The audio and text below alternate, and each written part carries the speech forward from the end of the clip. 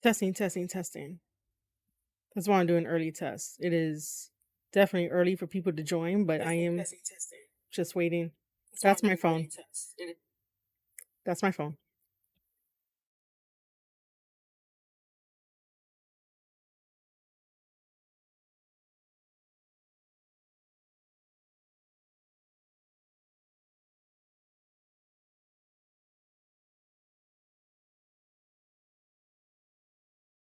We have so much to talk about. So much.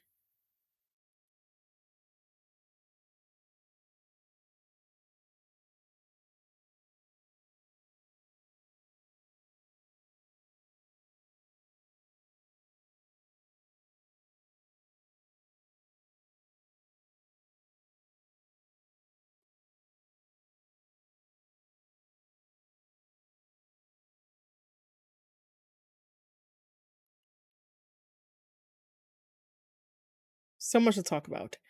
Welcome, welcome, welcome. I want to make sure that my mic is still on. We have a lot to go over. I have my camera on, so you guys will see me in a second. But make sure to tell a friend, let them know that we are live. Make sure to let them know that we are live right now. It is, 12 in the afternoon on, Thanksgiving was yesterday. I hope you guys had a wonderful Thanksgiving. And today is Thanksgiving after. Denisha, thank you so much for being here. Thank you for being in chat. I miss you too. I miss everybody. Yeah, just spread the word. We're gonna wait a little bit. I know I said in the Discord I was feeling about one, but Ravage needs to make some videos of his own, and he wanted to make some videos. So I'd rather do this early and talk about as much as I can for now, and then chop it up into segments if I can, which I should be able to. And when I say that, when I can, I mean more like, I can cut them up the right way. Man, we also need to try to figure out maybe a segment name for like if I don't go as in depth to Twitter bookmarks as much as Phil from Pro Wrestling Times, and I don't really want to, just take his style, but like I don't mind if we could try to brainstorm some type of idea for what we call like our little segment, because it's not going to be like an every time thing, but it's going to be a thing of like, hey, we need more attention on this because we need to like talk about it for a little bit. But yeah, I am now tweeting about like, we're live. But other than that, yeah.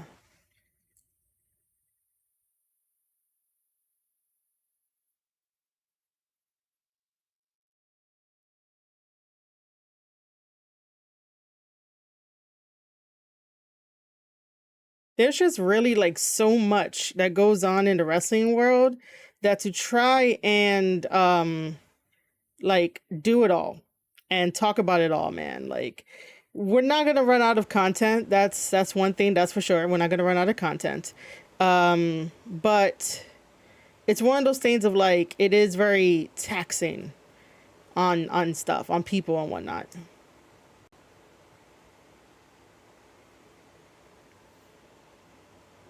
If you guys want to know what I'm doing, I am just reposting everything. But yeah, we got to talk about some stuff. If you guys ever want to throw in some questions into the chat, you guys are more than welcome to do that. Um,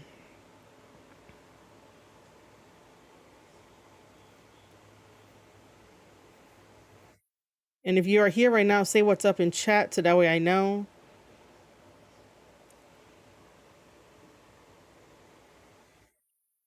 I should ask, like, how is my thumbnail?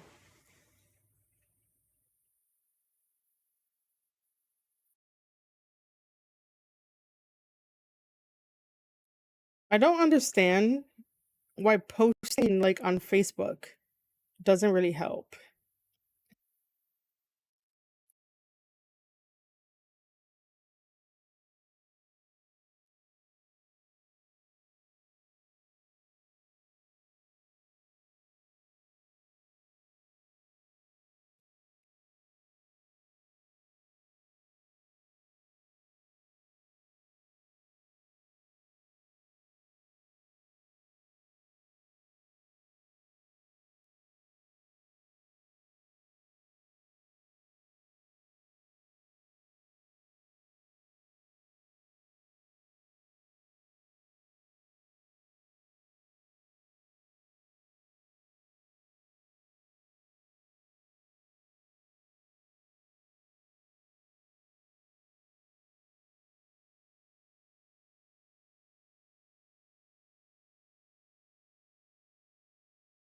Okay, so this is what we're going to do because I do admit that it is um early, and I don't know if people are working at the moment, but we're still going to go through this. We're still going to go through the stuff that I want to get to. Um and then slowly they will thank you, Denisha. And slowly we will get to, and slowly we'll have people come in here and chat along. I do realize that because I haven't been streaming on a consistent basis, or at least like, well, consistent basis, I do realize that like it does take a little bit longer for people to come on by. um I could just like,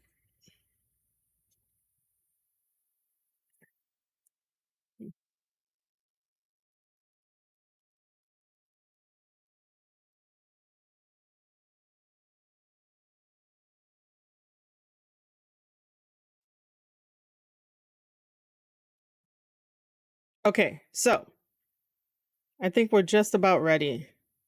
um so what we're gonna do first is um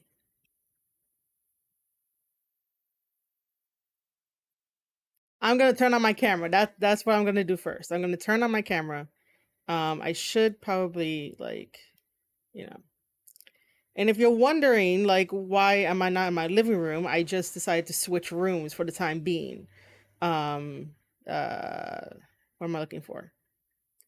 Yeah, I just decided to switch rooms for the time being for today. Um because I like having my own peace when it comes to my own streaming, when it comes to wrestling. If not, like Ravage will say something and I'm just like, cool. Uh Blood Money, thank you for joining me, man. Yeah, you could definitely call me the House of Torture fan. I've explained multiple times why I am a House of Torture fan. I am good. And thank you for being keeping me up to date with the World Tag League stuff. I just haven't gotten around to like watch it or anything like that. I've been, all over the place when it comes to like personal life stuff. But just know that personal life stuff is doing very well now, very, very, very well. So we're just in my room and whatnot. Got a new background, like.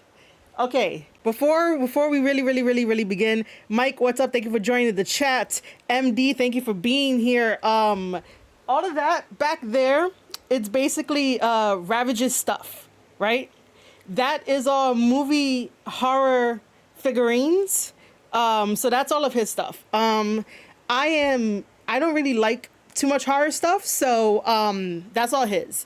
But yeah, this is basically like our room. So I was saying earlier that I only switched up the background in the rooms only because Ravage would have joined the stream with me and then he would add his 2 cents and I'm like, not right now. Because he did add his 2 cents to a Twitter space that Scully had basically wanted me to talk into. Mr. Shadows, as Scully likes to say, basically joined the chat via my phone. So I was just like, look, let me start this early. Let me talk about all the wrestling topics that I've missed for the past like 2.5 weeks due to a situation happening with, private stuff. But everything is all good. And basically, like, yeah, Scully has deemed Ravage as Mr. Shadows, which I don't mind. But I do hope that Scully does join us. And chat is popping off. Uh, so yeah, so Mike says Costco guys are the most over thing that AEW has going, and this is kind of sad and pathetic. And this is not a knock on the Costco guys. Props to them. AEW and TK is allergic to storyline and long term booking. Man, he has no patience at all. No patience at all. Tony Khan is fearing for his life now that Penta AEW's contract will expire next week. Oh man. So okay, so that's the report that I saw. Okay, I was like, it's another one.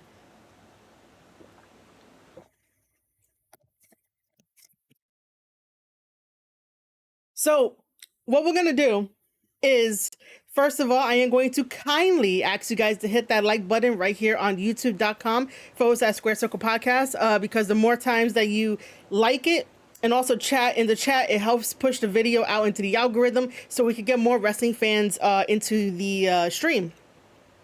Cool. Chris, thank you for joining the chat and the stream. Tony Kaname Kuran, I believe that's how you pronounce your name. Thank you for joining the chat and the stream. Okay, so this is what we're going to do. I am first going to be talking about the stuff that I have bookmarked on Twitter because they deserve a little bit more explanation and just awareness. Ooh, excuse me. And just awareness. Because since I don't have a subscription to Twitter Premium, which, by the way, it is on sale. If you guys want to gift me an X Premium, I will appreciate that. I can't write long essays on Twitter, so we're gonna go through it. This is why I wish that Scully was in here, because he tagged me in a ongoing conversation about, I believe it was the Elite, but just rule of thumb for everybody out there, whether you're watching this live or you are watching it after the fact, right? And I hope that we're okay, because my internet is my internet should be fine. Okay, but whether you are watching this now or after the fact, I just want to say that if you guys ever tag me in any conversation, I am very, very appreciative of you tagging me in a conversation where I can have a conversation, talk about wrestling, and give my opinions. However, please do not drop me into a conversation that is ongoing, because like probably 9 times out of 10, the person, the original poster, either I block the person or they block me or we block each other mutually. I don't like being in conversations where it's an ongoing conversation, because I don't want to come in like left field or right field, or just come out of nowhere to just give my opinion on something when I don't know the full story. But you know, that's just like a thing to think about, because I like to be in the conversation from the beginning, so that way I know what I'm talking about. We know what the topic is and like where to go to guide it, rather than like me just jumping in. But no harm done. But in this particular one, which I'm going to be using my phone, listen, I do not like, if I say that, it's not going to take it out of context, because most people really don't really like air goad, right? We mutually blocked each other. I don't really care. But I just want to say that, like, you guys know that he does engagement farming. And because he has a blue check, most likely he's definitely like getting paid for it, because the way you get paid on Twitter when you subscribe to X Premium is if you interact with a lot of blue check marks. So like for someone like me who doesn't have a blue check mark, he's not going to get like a part of that interaction with me. Let's say that we weren't like blocked or whatever, but like if I were to interact with him, like he wouldn't get an extra penny on his next payout. But according to Elon and like everybody else who gets paid, and even Elon confirmed it, that the way you get paid on Twitter if you are subscribed to Twitter is that if you interact with other people who have a blue check mark. So I'm just saying, he does engagement farming. You guys know this. I rather, you know, people just screenshot like what he says and like, you know, start a conversation. But most of the time, people who engagement farm for the sake of engagement farming, and you know how it is, you know the setup, you know the formula, you know that they don't want a conversation. They just want to be right. They want to get the most impressions out of it, rather than being truthful and trying to approach wrestling that way. So first of all, I don't even know what this was, right? So I'm just gonna probably read through this thread, which I guess it was about the Shield, to where like Scully, which I am dropping his name because he's a pretty cool dude and I like having conversations with him. He's talking about like Moxie's whole run in AEW, then Seth Rollins taking the Indies. And then they get into the elite of saying how the elite were cool on the indies in Japan. Naturally, they haven't influenced as much.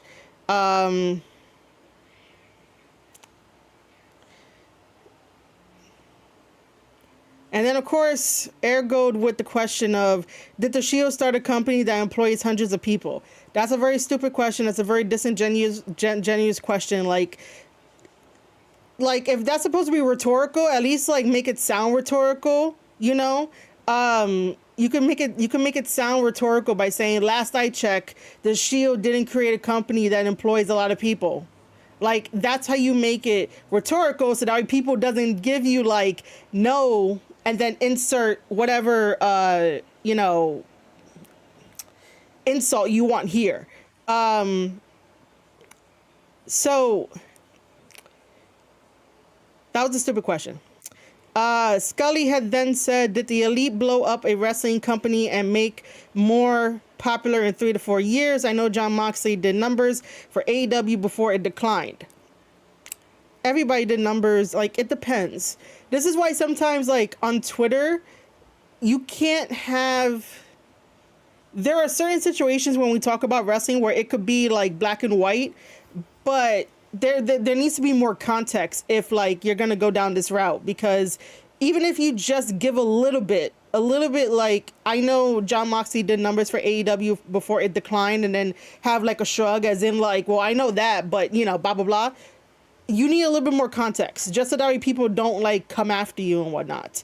And then this is where, like, I meet this person named Mikey, which if Mikey joins the chat, you know, no shade, no personal stuff. I don't know Mikey. I just met the guy yesterday while I was responding, but he seems pretty cool-headed.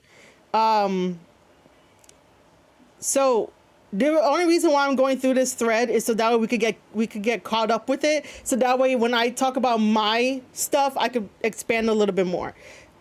So Mikey responds to Scully with, they absolutely did, with a little skull emoji. They're responsible for the indie boom in the 2010s, which, yes. Kenny played a huge part in rejuvenating New Japan Pro Wrestling in the 2010s. Yeah. Inspired guys like Jay White and Will Ospreay. I don't know about that. That's a gray area, because that can definitely be like 100% yes and 100% no, depending on who you're talking to. But to me, that is a gray area, because Jay White never really talked about how Kenny inspired him. Will Ospreay has talked about how, like, Kenny inspired him and other people have inspired him and whatnot. But Jay White is very private about that. Created AEW and carried it out of its baby stage. I guess carried it out of its baby stage. I mean, it's still technically a baby. It's 5 years and it's hanging on by a thread. But yeah, I'll give him that. I'm so confused. What do you? Okay, I'm gonna skip down. Scully had then said, New Japan Pro Wrestling went from the shits to a national draw. Oh, that's a question. Sorry, I didn't read it like a question. AEW slowly dropped off throughout its existence. It really did. AEW shot themselves in the foot. We can definitely agree with that. And look at where everyone in the Shield is right now, which is true.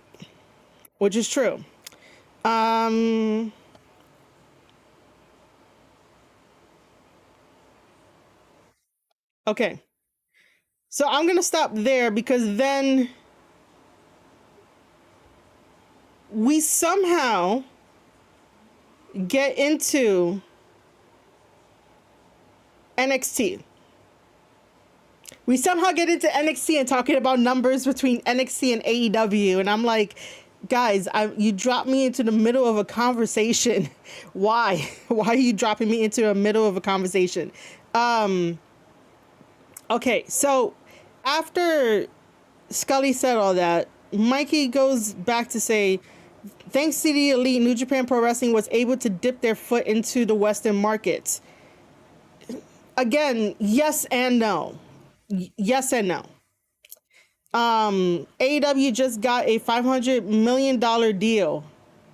Where? Where did they get this $500 million deal? Hey, chat, can somebody in chat tell me where AEW got this $500 million deal? Where is that? Listen, I need to really say this.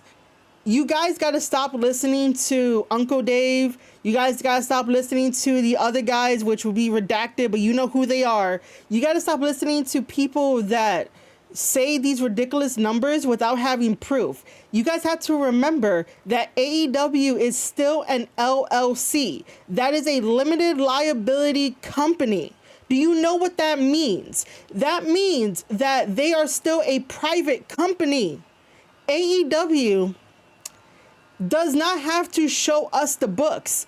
AEW is not showing what they are making to Uncle Dave. Maybe like they're talking about it, but he's not showing Uncle Dave the books. Dave Metzler does not know the numbers. And even other places, because if I say their name, they're going to pop up. But you know who they are. They do not know the numbers. AEW did not get a $500 million deal. What we can confirm, and what AEW can confirm, and what other actual news places, even though, you know what, I'll keep my thoughts to myself for what I was about to say next. And other news places can confirm that Warner Brothers Discovery gave AEW $185 million for their deal. So how did we go from 185 to 500? Where is the rest of the money? Where is that coming from? And I will say this again. AEW is an LLC. They are a limited liability company. They do not need to provide any information on their financials. There is a reason. There is a reason why WWE gives us all the information on their financials, because they are a publicly traded company.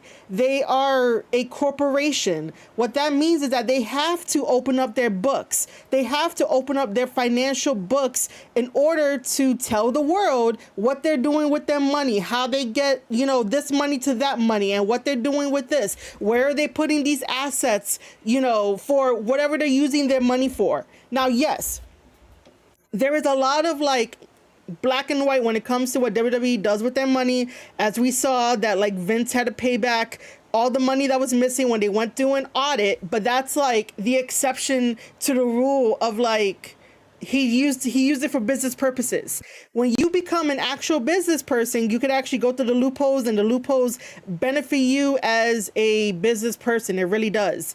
But AEW is a limited liability company. They are a private company. They do not tell us the financials unless things that they purchase get leaked, like true things that they get purchased, like that big ass document of how much they spent in Nevada for their what do you call it? For one of their shows, and they spent like $1 million or more on their shows in Nevada. You know, we got that information, and then we got the information for how much they paid for another venue, and like they paid like $100K or more for that. So I'm just saying that when you guys are throwing out numbers out there, like what Mikey was doing, that AEW just got a $500 million deal, where did they get it if nobody has access to the financial books other than Tony Khan, probably Shad Khan, his father, and whoever is in their lawyer? Where did they get this $500 million from? Where do we go from $185 million for the TV deal to $500 million? Where? By the way, Scully, what's up? Thank you for joining the chat. I am going through the thread you tagged me in, and I was saying earlier, as just a reminder, as much as I love you guys tagging me and stuff, I don't really like to be dropped in the middle of conversations because I like to know the full story. But you're amazing. You're cool. You can keep doing that. Idea Maker 6161, thank you for joining the chat. Hello, more petty wrestling, it seems. Yes, more petty wrestling. So I'm going to continue to read Mikey's tweet here. By the way, if it weren't for the elite, WWE would have never gotten out of their complacency. That is neither here nor there. That's another like yes or no. There is gray area to say that, because even if AEW was never invented, eventually something would have had to happen in WWE, and like it wouldn't have been on the magnitude of what we know now and what we experience in this lifetime. But if there was an alternative lifetime where there was no AEW, management in WWE at that time would have been forced to like push somebody out to start making it as great as it is now. I could talk, ladies and gentlemen. Mike has a really great idea of maybe TNA would have popped off if AEW wasn't created, you know? Okay, so let me take some more water.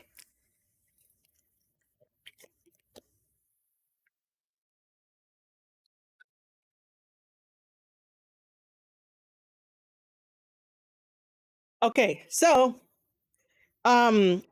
Scully replies with, "That's not true about the complacency, because they didn't go Roman start being good and then we can beat AEW," which is true. It's true. I know. I gotta stay hydrated.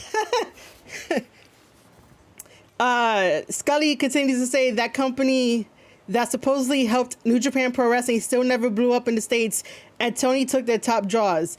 And like I said before, where are the elite today and where are the Shield members? Scully has some good points here. Okay. Yes, I'm going to agree with Idea Maker that Roman did help carry since the pandemic days. I'm going to agree with that.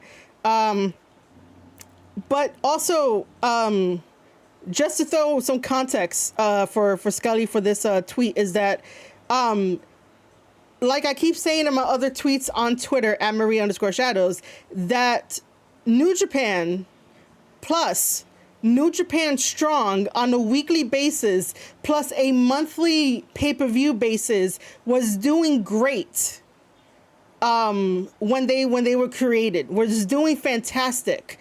Ever since New Japan Pro Wrestling made the executive decision to not have New Japan Strong anymore, because one of the referees that were over there that was in charge of booking and basically putting everything together for New Japan Strong and the pay-per-views got picked up by WWE. So once that happened, New Japan made the executive decision to no longer have New Japan Strong weeklies, but keep the monthlies. And this is why they're in the predicament that they're in, and they have yet to blow up on stateside. And it's really bad. But when they had everything together, when they were really marketing New Japan Strong and having a roster there and having a revolving door for New Japan Strong for the weekly shows that led up to the pay-per-views, they were doing great numbers. Well, okay, I'm not going to say great numbers, but they were doing decent numbers, and they were getting exposure on stateside. So Scully is not wrong, but you have to distinguish like which New Japan you really want to talk about when you're in certain discussions. So, you know, if we're talking about like New Japan, that's over in Japan. So sometimes I'm getting ahead of myself in the stream, but I do want to say that sometimes Japanese fans are not going to be like, oh, what's really happening in America?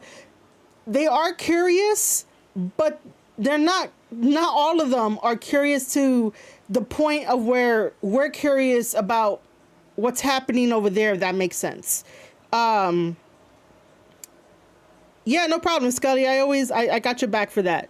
And yes, Mike is definitely 100% right that New Japan Pro Wrestling being on Access is a problem. I don't know why they don't want to try to ship out for, other stuff. By the way, I do want to say that, how come AEW isn't trying to help New Japan Pro Wrestling to get their programming on their network, or try to pitch it to Warner Brothers Discovery of like, hey, we know you just lost ESPN to Amazon, which I think that's correct. Somebody please correct me in the chat. I believe that's correct, that they lost their biggest sports thing. And I don't know why Tony Khan has not tried to pitch to Warner Bros. Discovery to be like, hey, can you help out New Japan in some kind of way? To just put them on the network, or find a time spot for them. You know, I don't know why he's not helping them. But yet, Tony Khan says he loves New Japan Pro Wrestling. He loves Japanese wrestling. He loves 90 wrestlers, but he doesn't want to help New Japan Pro Wrestling try to get a spot on the network. Man. Anyway, and this is where we get into NXT. This is where, like, I believe I'm soon going to get dropped into this. Mikey goes on to say, they revamped NXT entirely for that purpose. Their booking began to make sense again simply because the other company was hot. No, that just looks like a coincidence. Mikey goes on to say New Japan Pro Wrestling damn near sells out every time they do a show in the States. In the last 2 to 3 years, no. Before that, when they had New Japan Strong, yes. You could consider it like a sellout. Even if they had like maybe a couple hundred tickets left, like you gotta still have some wiggle room there. But in recent memory, no. Correlation is not causation. I was about to be like Caucasian. It's not Caucasian. But yes, Mike is right that correlation is not Caucasian. I think I said it wrong again. Mikey goes on to say New Japan damn near sells out every time they do a show in the States, and that's with Tony taking their top stars. Okay, I didn't read the full statement. Yeah, I'm going to say no. The Elite today, Kenny is one of the greatest of all time, injury aside. I now have a love-hate relationship as a fan about Kenny Omega, so I don't know. No comment on that at the moment. The Bucks, also one of the greatest of all. Nope. You do not become the greatest of all time if all you're gonna do is spam the super kick button. Okay, so I think this is where I get dragged into this. Scully says they didn't do numbers because the Bucks and Kenny were those all of a sudden. And we're talking about like 20 and what are we talking about? 2010's NXT was the best wrestling period for years. Yeah, Black and Gold was definitely my favorite. NXT was okay. The only revamp they did was NXT 2.0, which flopped. Yeah, NXT 2.0 is questionable. It was fun. It was meant to be fun because of the era that we were in, and you can't really fault it. And they went back to Black and Gold, to which Mikey says it's a domino effect. Kenny was responsible for AEW's creation. No, Kenny was not responsible for AEW's creation. It took all three of them, and four. It took the Young Bucks with Kenny and Cody to create AEW, with the money of Tony Khan. So it wasn't Kenny. Never mind that the CrossFit guy from the Shield has been trying to bite his in-ring work since 2017. His name is Seth Rollins. I have no idea what he's trying to say there. 2010's NXT was good until AEW came around, and that's when it began to decline. Again, this is more of a coincidence.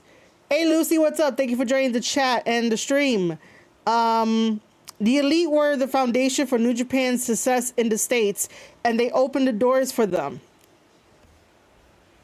Oh, crap. Oh, we're still good? Okay. Sorry, guys. I thought that my internet went out. Yeah, that last line. See, this is where I get roped into it. So Scully says NXT decline or incline has nothing to do with AEW, which is true. It has nothing to do with it. Like I said, it's a coincidence that it tends to be that way. Let's be real. And then he tags me. About me knowing the side. The question that, yes, I am okay. Thanks for noticing the glitch. I thought that like the stream was gonna go down. The question that Scully was asking me is the Elite a driving force of New Japan Pro Wrestling success before and currently? To which I have to quote tweet because again, I'm blocked by Airgoat and I blocked him and whatnot. So I'm going to expand on this and I'm going to say this. I'm still going to say yes and no, that the Elite was a successful point. That the Elite was a successful point for stateside for New Japan Pro Wrestling. However, there was just a lot of behind the scenes stuff that they were doing that wasn't really approved by New Japan. And the Japanese fans weren't really following, and there was a disconnect between what was happening in the ring and also backstage versus the vlog. Okay, so I say yes and no. It's a complicated situation to talk about in absolute, like so many fans want to do. AEW fans love talking about wrestling online in absolutes, like this wrestler has to be this, therefore you cannot win this argument, therefore they're right. That's the formula. So if they say that like Moxie is the greatest AEW champion, that is an absolute, even though it could come across as an opinion. But that's an absolute. To better phrase it would be something like Twitter user, that person thinks that, in their opinion, Jon Moxley is the greatest AEW champion. So, like I said, a lot of people online like to use absolutes. Young Bucks managed to get the Hot Topic deal, but New Japan Pro Wrestling didn't really capitalized on that. You guys remember, right? So what happened was that in the States, Hot Topic was obviously looking for the next big break. I gotta stay hydrated here, guys.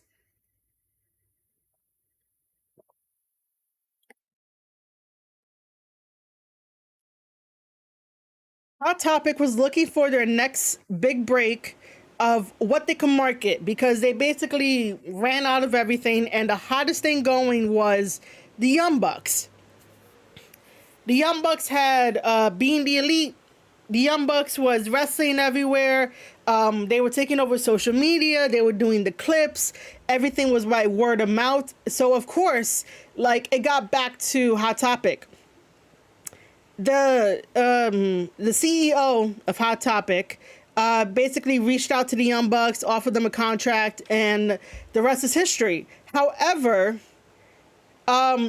this was also a time where, like, in Japan, when it comes to licensing, they weren't really on top of it because even I was like, yo, does New Japan know about this? Like, you know, why are we selling so many Bullet Club shirts on the stateside while, like, it is profitable? Like, all that money went to the Young Bucks. I don't even think a cut of that went to, like, New Japan, or even, like, they found out pretty late about it, because I was even questioning at the time of, like, oh my God, look at all these, like, Bullet Club shirts and stuff like that. At the time of, like, yo, why is New Japan, like, not capitalizing on this? Is because what we do here in America, they don't really, like, no, you know? Um, it's one of those things of like, wow, yes, to some degree, the Young Bucks had really helped New Japan get a foothold, get a name, get an identity here in the States by having the Hot Topic deal, having the vlogs, having the behind the scenes, exposing a lot of the business, even in like skit form. But at the same time, no, they sort of hindered and hurt New Japan over in Japan because, again, the disconnect. Just because. Mike says it here that the Young Bucks went into business for themselves. And they get way too much credit for New Japan's success. And that's exactly what happened. That's exactly true, that they went into business for themselves when it came to the Hot Topic deal. While, yes, everybody in their circle was getting paid by Hot Topic and they were doing numbers and they were really like skyrocketing stuff, all of their movesets, all of their storytelling remained the same. Nothing changed.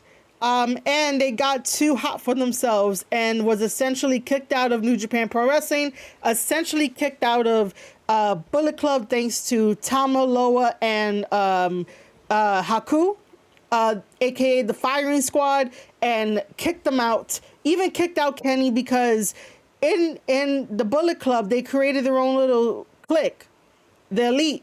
So they kicked them out. Yo, Gia, what's up? Thank you for joining the chat and the stream. Wow, you were in the building for when they took the victory lap? Damn, MD. So yeah, so that's the story behind them getting the Hot Topic deal and stuff like that, right? So I go on to say Young Bucks had the vlogs, which showcased a lot of behind the scenes and story elements that New Japan really didn't approve of. People have to understand that the Japanese fans are sometimes not going to search for other things other than like being at the event, paying for their ticket, and then watching the backstage comments and like reading the diary entries of the Japanese wrestlers and attending the live streams of Japanese wrestlers and other stuff like that. Hey Aaron, what's up? Thanks for joining the chat and the stream. Appreciate you. Oh, you're welcome, Scully. Yeah. What do you call it? I do. I listen. I talk to people. I question everything. I do research on my own, and like I just love studying the business. I love studying what happens and stuff like that. But you do. I was talking about the Japanese fans. The Japanese fans, basically, you'll probably have like a handful of them that will search out for like American stuff. I do know that like Japan really does admire America, but like stereotypical America and stuff like that. But for the most part, they don't really truly understand how America sort of work. Like let me put it into this perspective. If we were to take out every single type of stereotype there is that we know in America, right? And it's just America, they will not understand that part. Because you got to think of America as like multiple layers, because we deal with so many different issues and topics and like all this kind of big ass shit, you know? But if you took all of that out, I don't think that Japan will understand America. But if you basically explain America in stereotypes, they might get that. That's what happens in like other parts of the world is that while they might like America, they like the stereotypes because that is what is told to them. That is what they see on their own news stations, are basically stereotypical America rather than America. If that makes sense. Yo, Broken One, what's up? Thank you for joining the chat and the stream. That's another question about Japanese companies and Hot Topic. When Hot Topic sells anime T-shirts, who gets a cut of that deal? We come back full circle on business happening in Japan. Um, is a stereotype some sort of a new radio? Probably, man. But yeah, that's the thing. Like, there are different sets of rules that Japan Japan companies Japanese companies follow in Japan versus like what we have here in America. That's why sometimes when we have the anime T-shirts, um, you know, maybe some of the studios get a percentage of the profit, but for the most part, like, I really don't think so. I really don't think so. So anyway, um, I do go on to mention about the firing squad that they kicked them out. Also, yeah, I said that, like, the NXT decline and incline has nothing to do with like AEW, New Japan, or the Elite.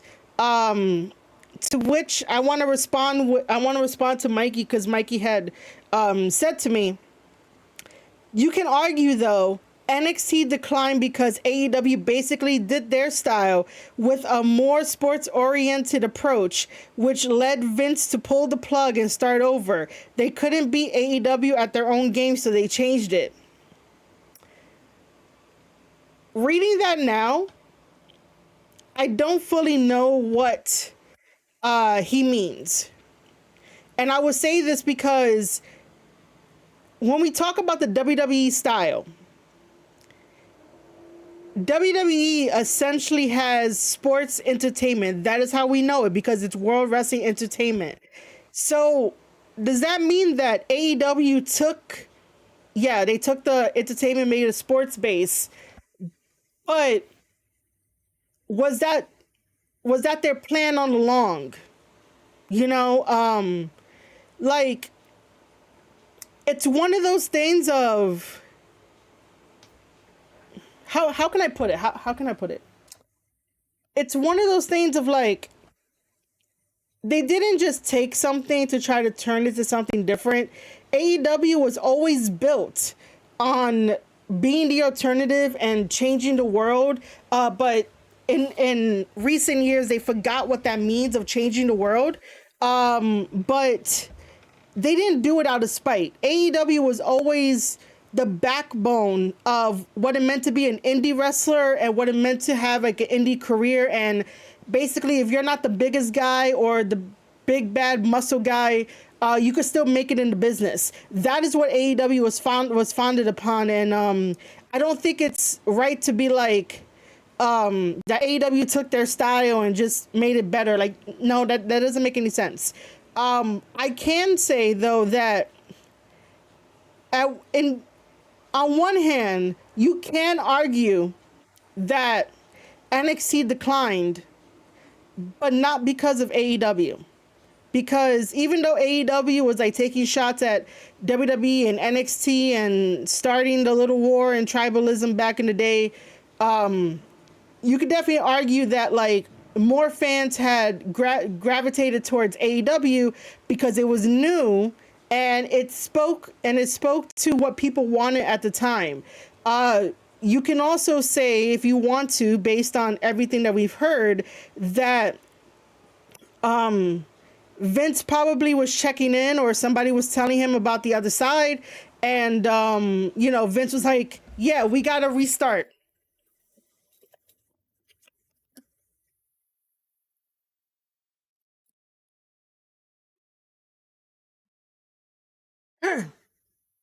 However, I think for most of the time, Vince, if he doesn't like something, he doesn't want to go through with it.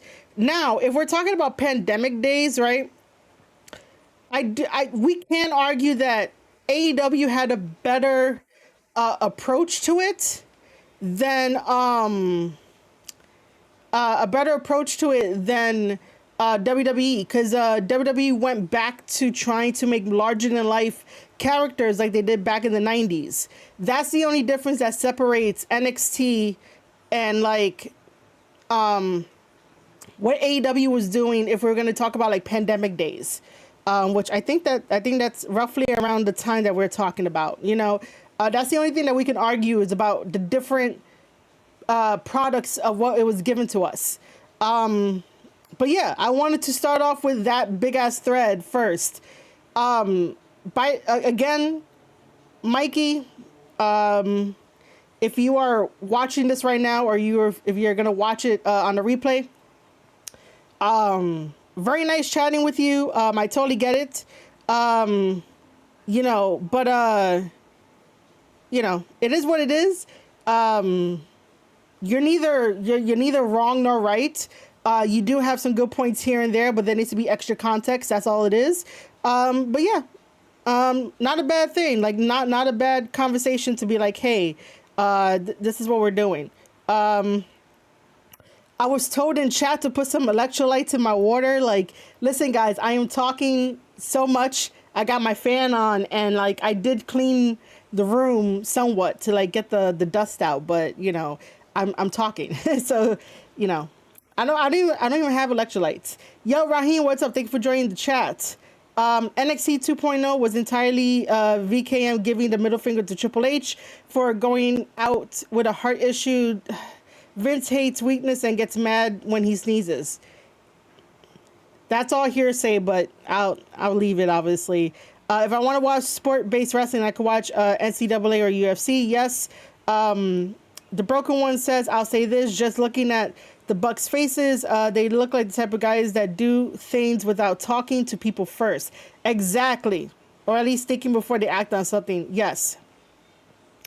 In other words, in the words of a wise man, it ain't about who did it first. It's about who did it right. Yes. Yo, Andrew, what's up? Thank you for joining the chat and the stream.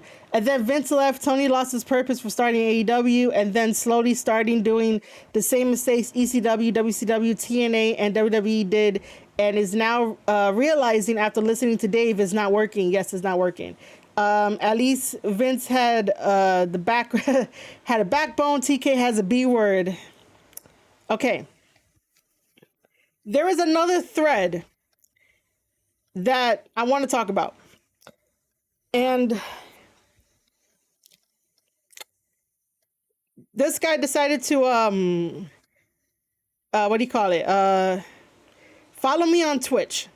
By the way, if you don't know about the Twitch drama, it's all over YouTube. Just go look it up.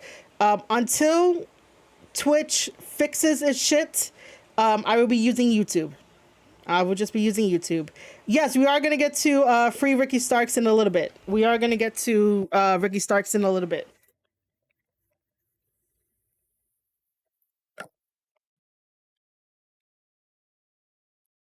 However, let me see if this shows up properly.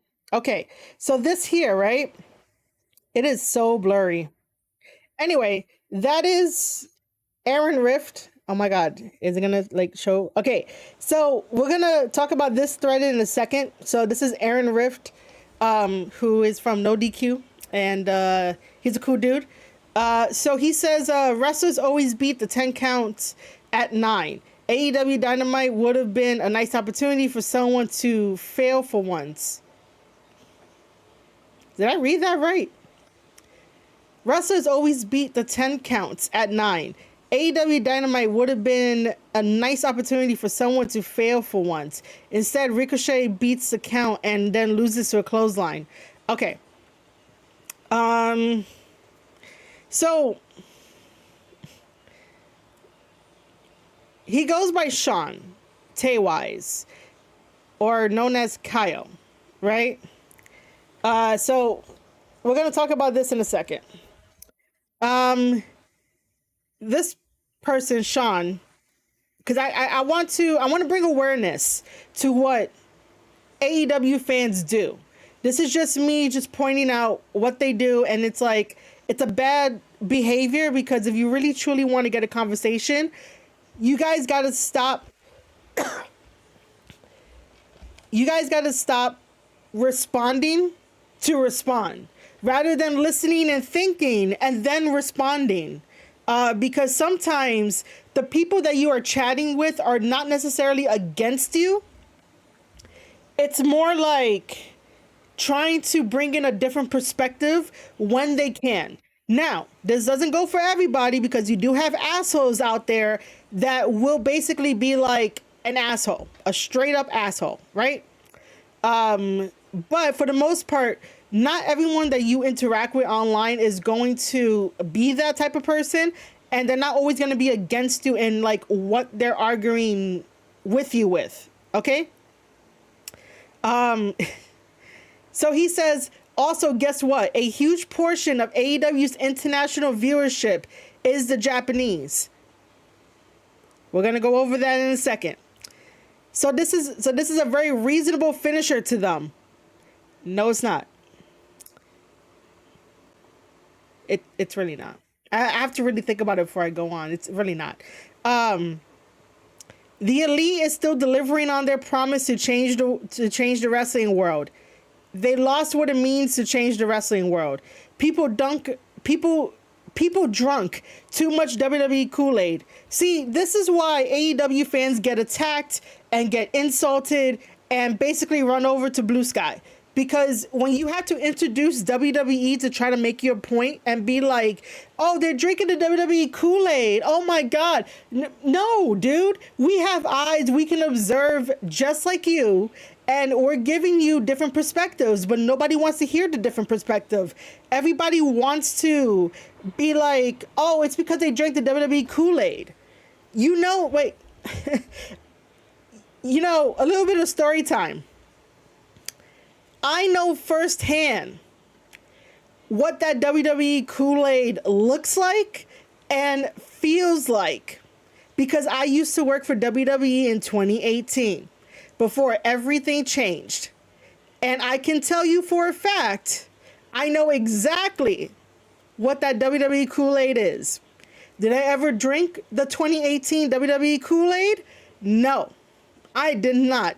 I stood my ground and I stood my ground because I believed in all of wrestling. I did not believe in just the WWE product. I believed in everything. So I know exactly what that WWE Kool-Aid is all about because I worked there in 2018. Do I have any regrets? No, I don't. It's business. It's business. However, if I ever get the opportunity, I will go back to WWE because WWE is where it's at. I would always love to work with New Japan Pro Wrestling. I will always love to work with MOW, and I will always love to work with like any other place that wants me. But like WWE was fun. It was great. I made a lot of connections, and talking to people and learning different types of stuff in WWE. Other than like what I was doing for the WWE network. But yeah, I know firsthand what that WWE Kool-Aid is all about. I know it firsthand. Let's see. Yeah, and AEW fans do think that it is a personal attack on them when most of the time we don't know you. We just respond on a phone or a laptop and stuff like that. They are drinking the Kool-Aid. There's no change in the world. The wheel did not get invented just because guys like those borrowed concepts from Final Fantasy VII. Damn, Broken One. Damn, dude. Like, the fuck? You good? That sounds like a fucking personal attack. Oh my God, that sounds like a personal attack, man. That's hilarious. That's hilarious. Half the time when I make a great point, they go, "Oh, what's a Joe Hendry profile pic account know about wrestling?" Yeah, that's what they do. Is their default and whatnot. You can critique something, not mention WWE, and if it isn't blowing smoke up Tony and the Bucks' butts, Your WWE neckbeard. Yeah, I know, right? Yeah. I was about to drop my phone. So basically this is what we're gonna do. I am going to take a mini little break. I suggest you guys take a break too, get some snacks, get some water, hit that like button, and I will be right back.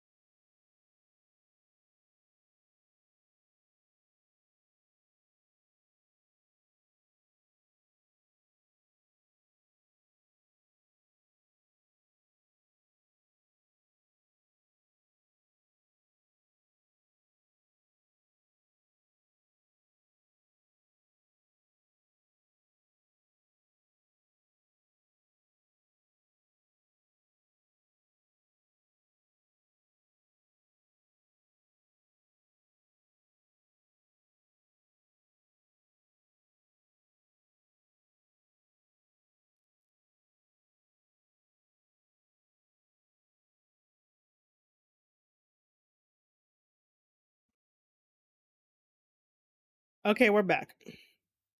Thank you for being patient. Um Uh, yo, Gills, what's up? Thank you for being in chat. Yo, G Coalition, thank you for being in chat. You missed a lot. G Coalition could also give context when it comes to the elite and Japan and all that kind of stuff. Like he's good with that. He's good with that stuff too. But you missed a lot. uh, but we are currently talking about the huge portion of AEW's international fans are Japanese viewers, and I'm here to like give a little context. So I quote tweet him, the Sean guy.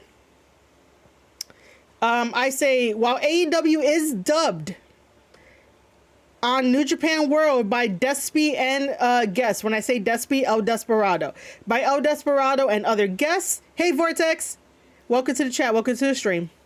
So I say, while AEW is dubbed on New Japan World by El Desperado and guests for Japanese fans only, does not mean that makes those fans a huge portion of international fans.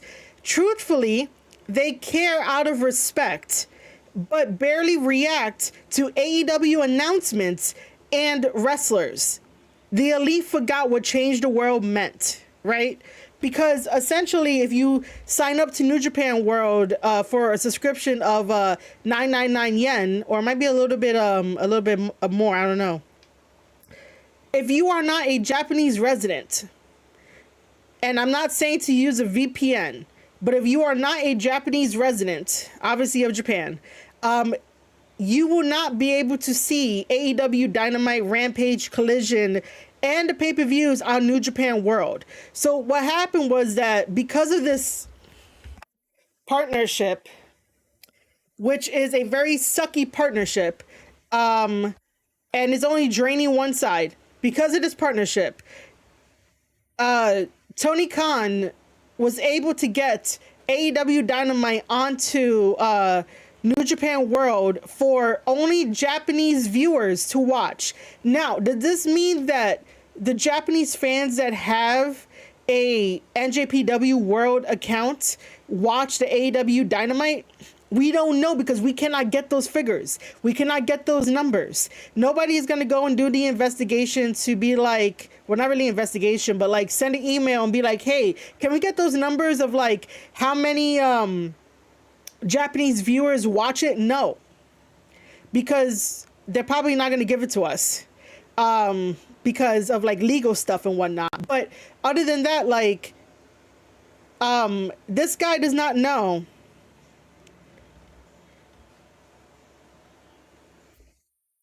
I don't know. I don't know if it was like, how can I say it? Because Tony in the chat is like, what a dick move by that. But yes, like I said, only Japanese fans can watch AEW Dynamite dubbed. AEW Rampage dub, AEW Collision dub, and also the pay-per-views dubbed by El Desperado and a guest in Japanese.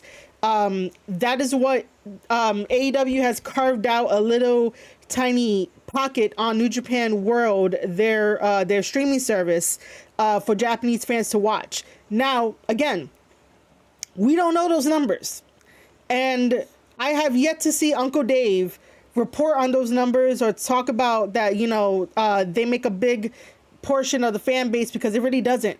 We don't really know. And just because AEW Dynamite is on New Japan World, it doesn't mean that the Japanese fans who have an account to NJPW World are watching AEW Dynamite. There is no correlation between the two, because let's be honest, when you guys have your streaming services, are you watching another program on that streaming service? So for example, I don't know, I guess Peacock, since I have Peacock, I think Peacock has like other things in there, like, no, they don't have Paramount. See, this is why, like, I'm not really big on streaming services. Like, if I have a streaming service, cool, whatever it is, I'll just blindly be like, oh, I have a streaming service that I could watch, like, TV shows and movies on. But if you're, I guess HBO would be the better example here. You have HBO, and you have HBO Max that you're also paying extra for, which I believe that's how that works. Are you technically going out of your way to watch what's on HBO Max unless you might be bored? For the most part, for people who have streaming services, they get the streaming service to watch the stuff on that one particular streaming service and not necessarily jump over to the next one that's like integrated with it, if that makes sense. So anyway, I say that, to which the guy responds back to me with, they didn't forget, you haven't opened your eyes. Sir, you haven't seen my content. Please do not assume that. Let me ask you a question. Sure, what is this question? What has AEW done different in America that is different from the other wrestling companies? Keep this in mind, because this is a very important question that is going to be me raising awareness to how AEW fans always want to be right, and they always want to respond, and not take a moment to critically think about what the person is talking about when you are engaging in typing out your conversation. He goes on to say, they allow shoot and strong style to be presented. There is plenty of people who don't like it and those who do. The last sentence is not needed. The last sentence is not needed. So I go and say, other companies have done the same too, presenting strong style and shoot style gimmick matches. AEW isn't the be all end all you think it is. I'll be talking about this during my live stream. Right? So I answered his question, which basically was like, other companies do the same thing too. I remember in TNA, they had a shoot MMA style that had Kurt Angle and Samoa Joe. There's Raw Underground. There's plenty of strong style / shoot style wrestling matches throughout wrestling history. To which Sean says, they honestly don't. I could talk about Shinsuke Nakamura. When did he actually have a real strong style match within WWE? He never did. The closest he got to an actual strong style match was his debut match. Then after that, he never got it. Why do people who are AEW obsessed always want to bring up, well, Nakamura does strong style and he was never good in WWE and never presented, after his first strong style match? Why is Nakamura the talking point when nobody specific was being asked or looked at? We weren't looking at a specific person. You said, what is AEW doing differently than all the rest of the companies?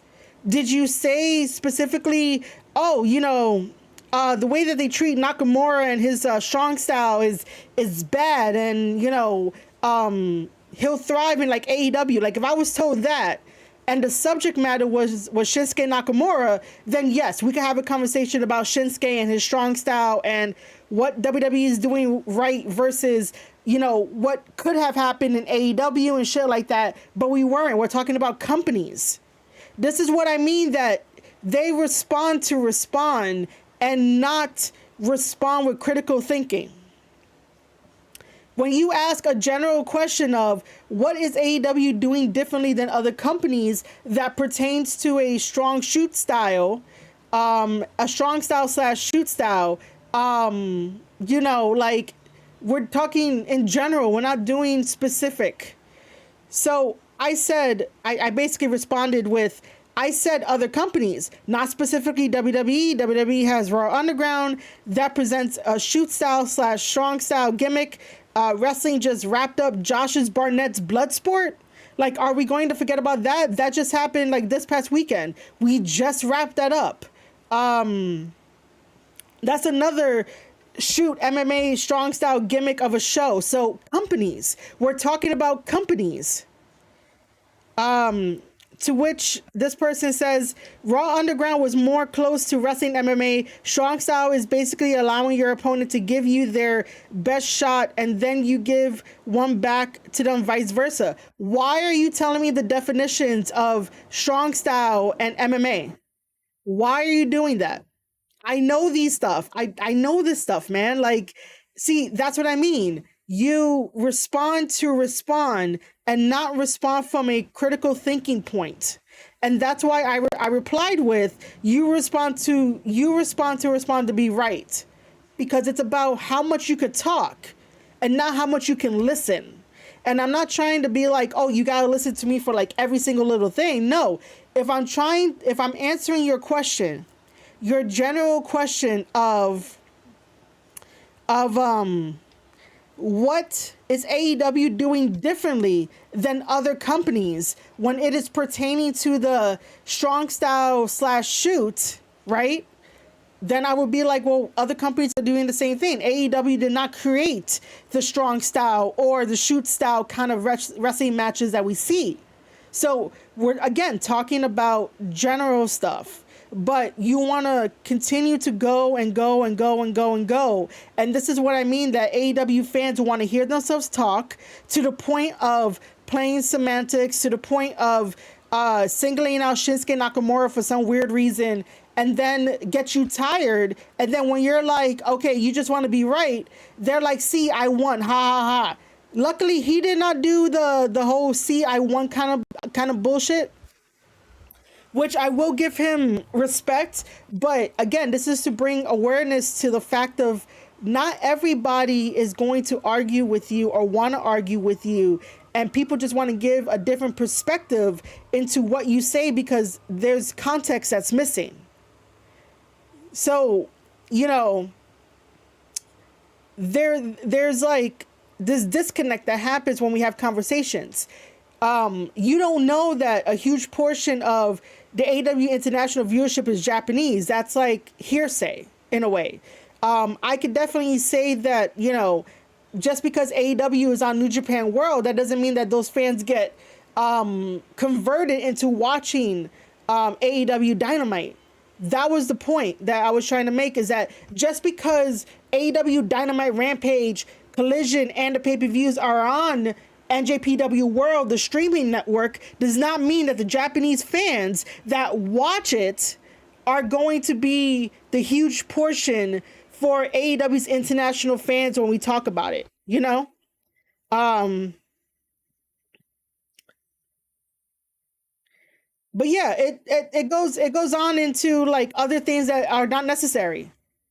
Um, Not necessary, because this is where you kind of lose the point of the conversation.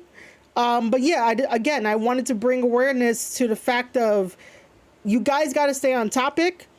Not everybody wants an argument with you, and even though this really wasn't an argument, it was all over the place. And it's like you gotta learn how to have a conversation and stay on topic. And stay on topic about that. And by the way, I asked them to join my YouTube and not my Twitch.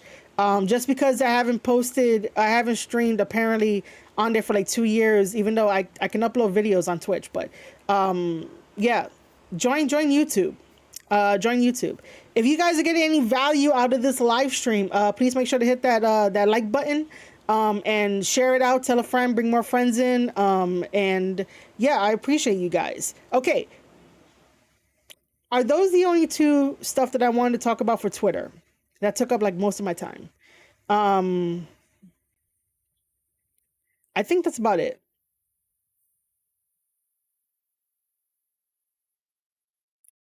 We could go now into like all the Tony Khan Chronicles, because man. Thank you, MD. Thank you, MD. Um, I think that was it, because those two needed more context for that. And then me again mentioning how Uncle Dave and your other reporters out there make up numbers about how much money AEW is getting, and AEW is operating in the red. We know this. Even if they're not showing us the books, it's very obvious. Because AEW is not a publicly traded company, they will not be able to show you the financials. But you can tell that they're operating in the red.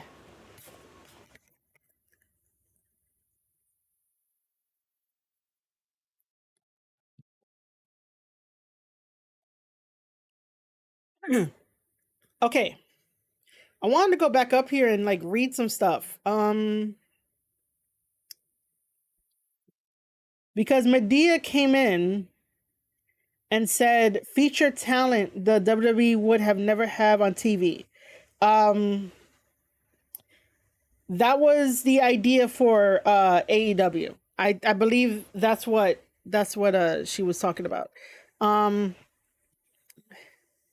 Bucks went into business for themselves even before AEW was born. Yeah. That's a damn good question.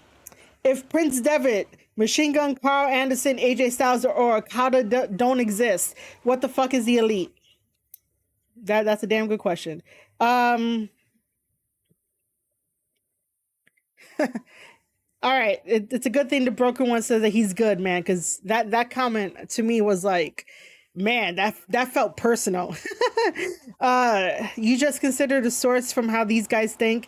They play too much video games, and it shows when they dress up like them or copy a cutscene they saw in a video game and reenact it. That's not always a bad thing. I like playing video games too, dude. And I do like cosplaying if I can. Features non-WWE style wrestling and angles with talent non-meant for WWE. Again, that was towards AEW stuff, but it's still like, MD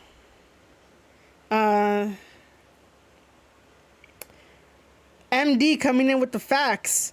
He was never good in WWE. Shinsuke won the Royal Rumble. What are you talking about? People love using Shinsuke as this like goat, scapegoat.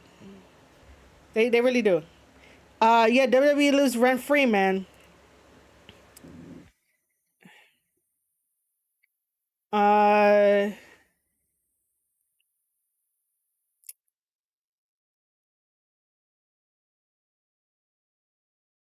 Everyone is asking really, really, really, really, really, really good questions that are just like rhetorical for like the conversation at hand.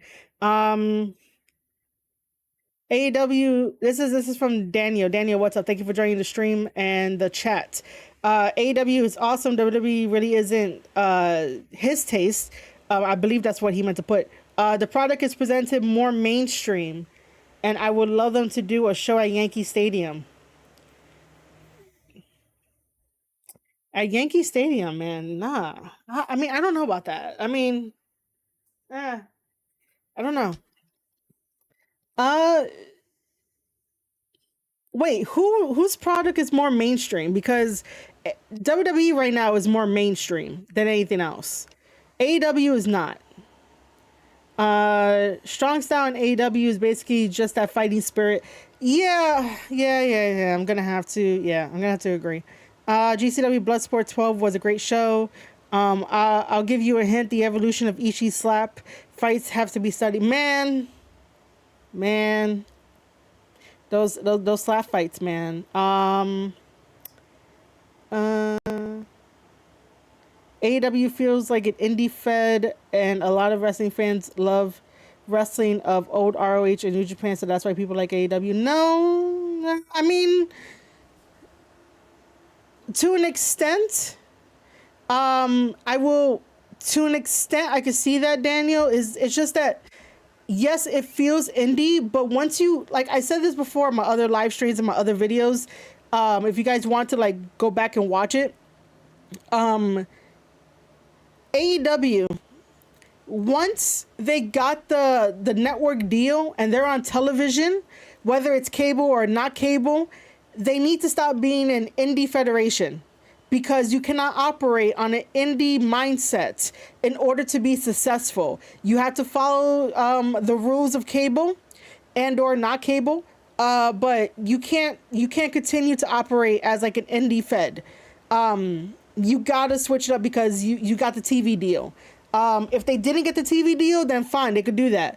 Also, another thing too is that the AEW fans don't really go out and support their local indie promotion, and it shows. And if they went out to go support their indie promotions, it'll be a lot better. There is definitely not no old Ring of Honor in this at all. And definitely no old New Japan in this. So no, I don't know. People like AEW because it's different. It is different to some degree, or was different. Now it's just like all WWE guys coming in, and it's like there's nothing that sets them apart. Um, Three-fourth empty arenas, yes. What do you think about the Young Bucks going? Oh my God, guys. We will get to that statement, okay? We will get there. We will get there. I can tell you right now that I don't like it. Yo, Robs, what's up? I had an okay Thanksgiving. It's cool. Thank you for stopping by and chatting with us. Uh, what was the last character I cosplayed as? I usually make my own cosplay. I don't know if I ever want to go into the vault to show you guys what I like dressed up as like during that one Comic Con. But like I do my own kind of cosplay. I don't really go after characters. However, one day I would love to be Lady Deadpool. I would love to be Lady Deadpool. I would love to do that. But first I have to lose some weight. Mike, welcome.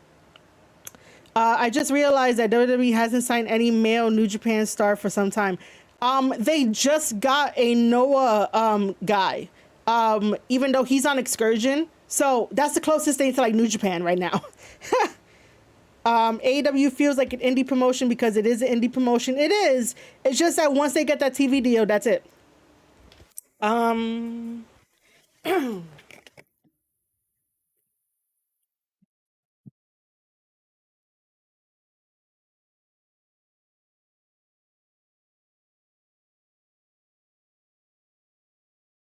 MD, be nice about Hikaleo. Be nice about Hikaleo, man.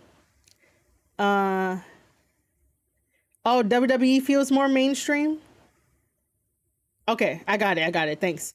Um, AEW dreams of being mainstream. They tried so hard, just incapable of putting together a full 2 hour show. Yeah. WWE will always and forever be more mainstream. It is the norm and will always be first in place. Yeah. Yo, Lion, what's up? I'm back again. Thank you. Appreciate you. Thank you for joining the stream and the chat. AEW feels like a cheap imitation of Professional Wrestling Federation. What the fuck? AEW feeling indie is a failure of Khan and the Bucks. Yeah. Uh, WWE back in 2004 was kind of indie style. That's so long ago. That is so long ago. Uh,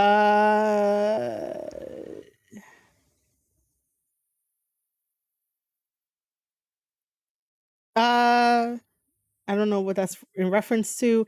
Uh, if anything, the ROH and New Japan stuff is working against AEW right now. Yes, it is.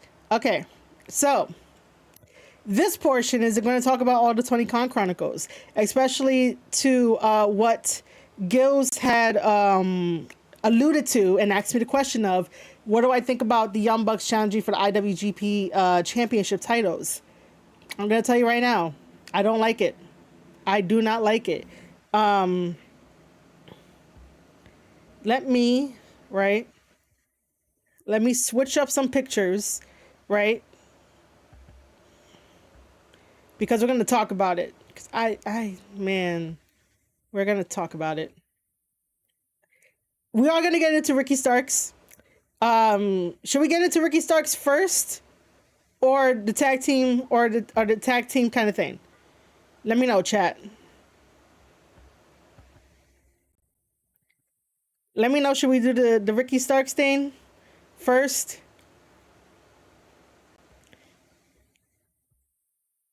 Okay, we'll do Ricky. Okay. We'll talk about the IWGP championships afterwards. So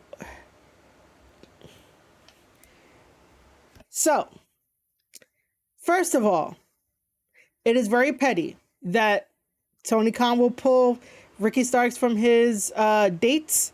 It is very petty for what happened.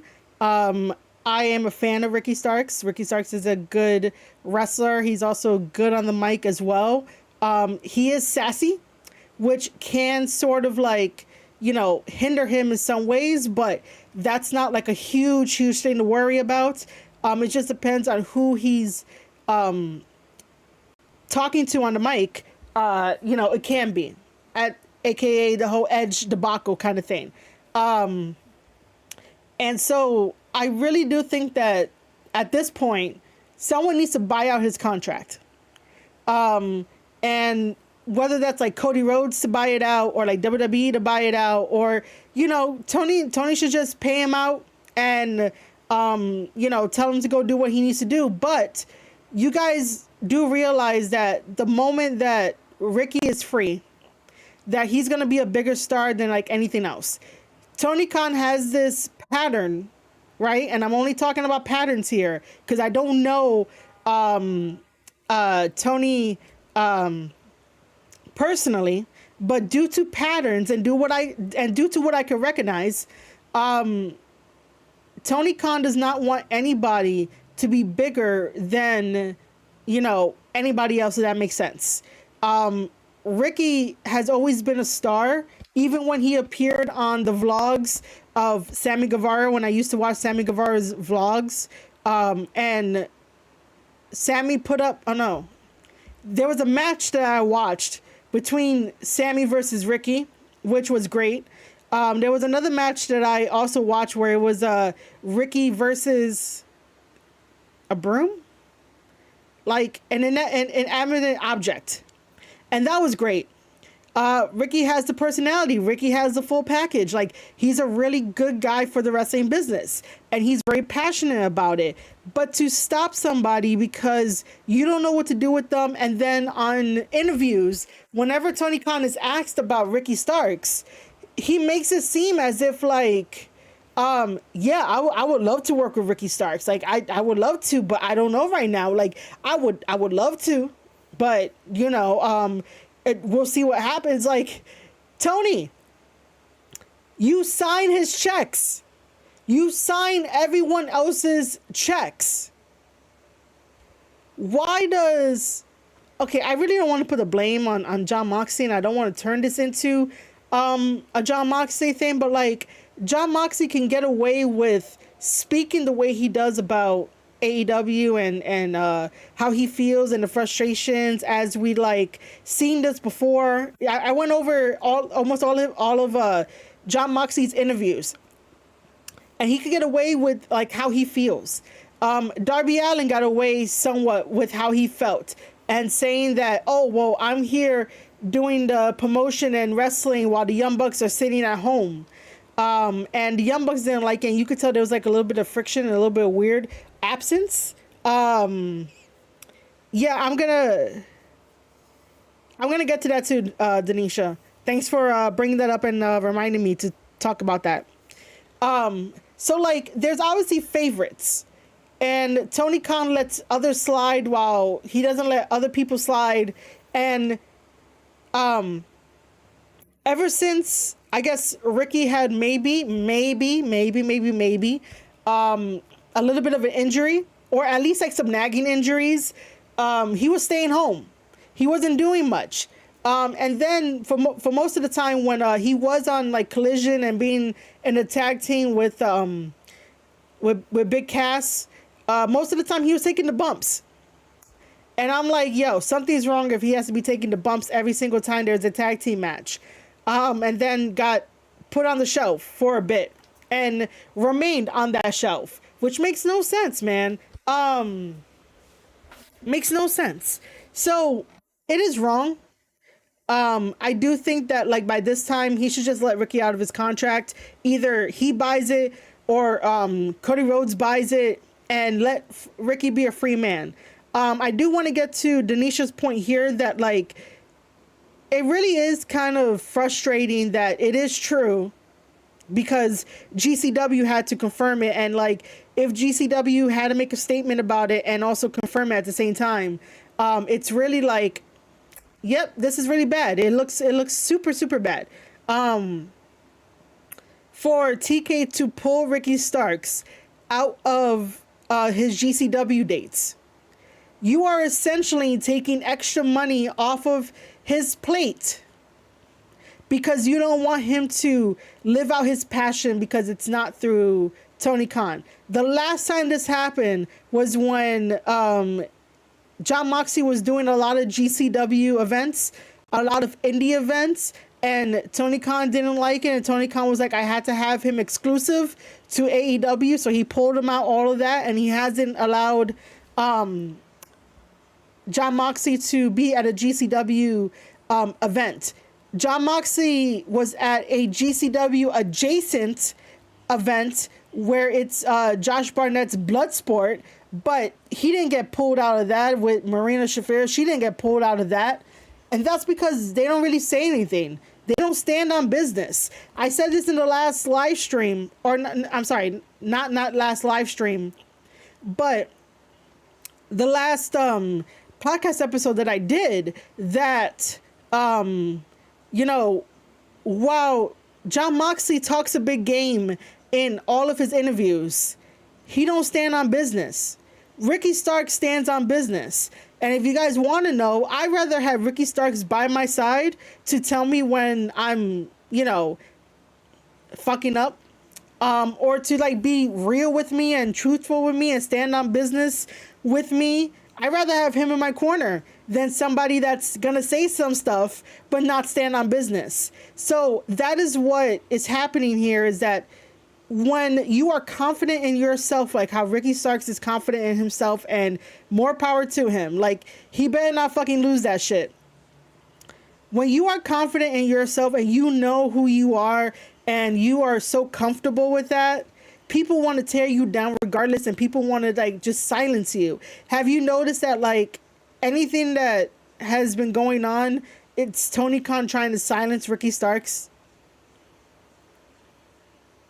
Because Ricky Starks will question. Ricky Starks is getting frustrated. And he definitely said, you know, what he said. It was nothing bad. This is his experience. This is his observation. It's not him talking out of his ass in any way, shape, or form. This is him being like, yo, this is the deal. This is what's happening. And then for all the dirt sheets to run with speculation on this and the wrong information on that, don't even retract it, to where Ricky Starks is like, guys, you know, this is not true. Again, listen to the wrestlers. Let it come from the wrestler's mouth and or agent. If it's coming from the dirt sheets, you know that 9 times out of 10, they are lying. And they are not double checking their sources, triple checking their sources, and stuff like that.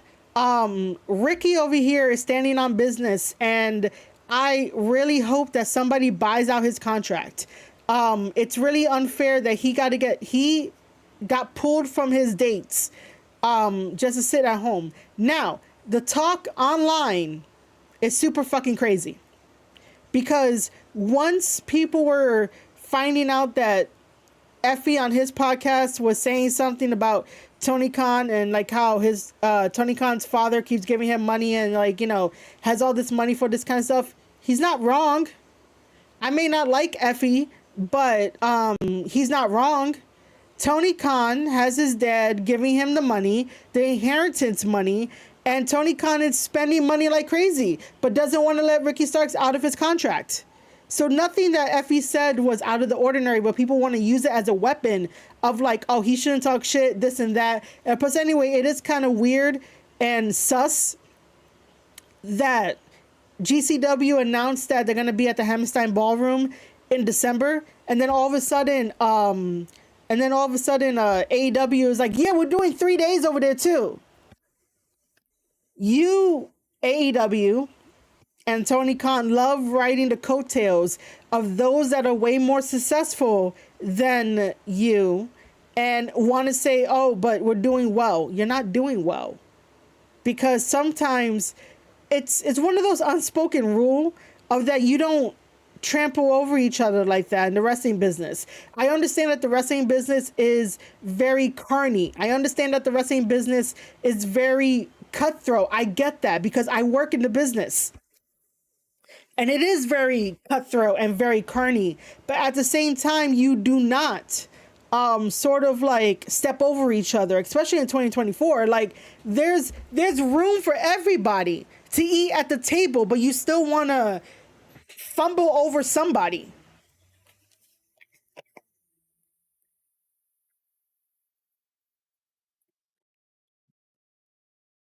And it's sad that that's happening, that you want to fumble over somebody and just be like, oh yeah, we're here too, don't forget about us.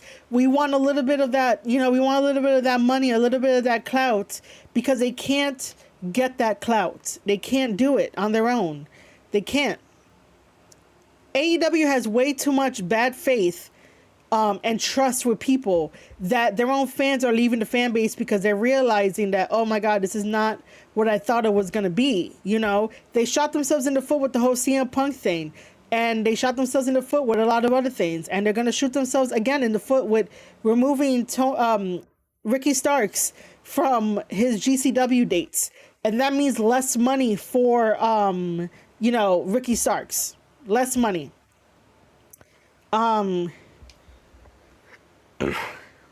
Ooh, excuse me. So I really wish that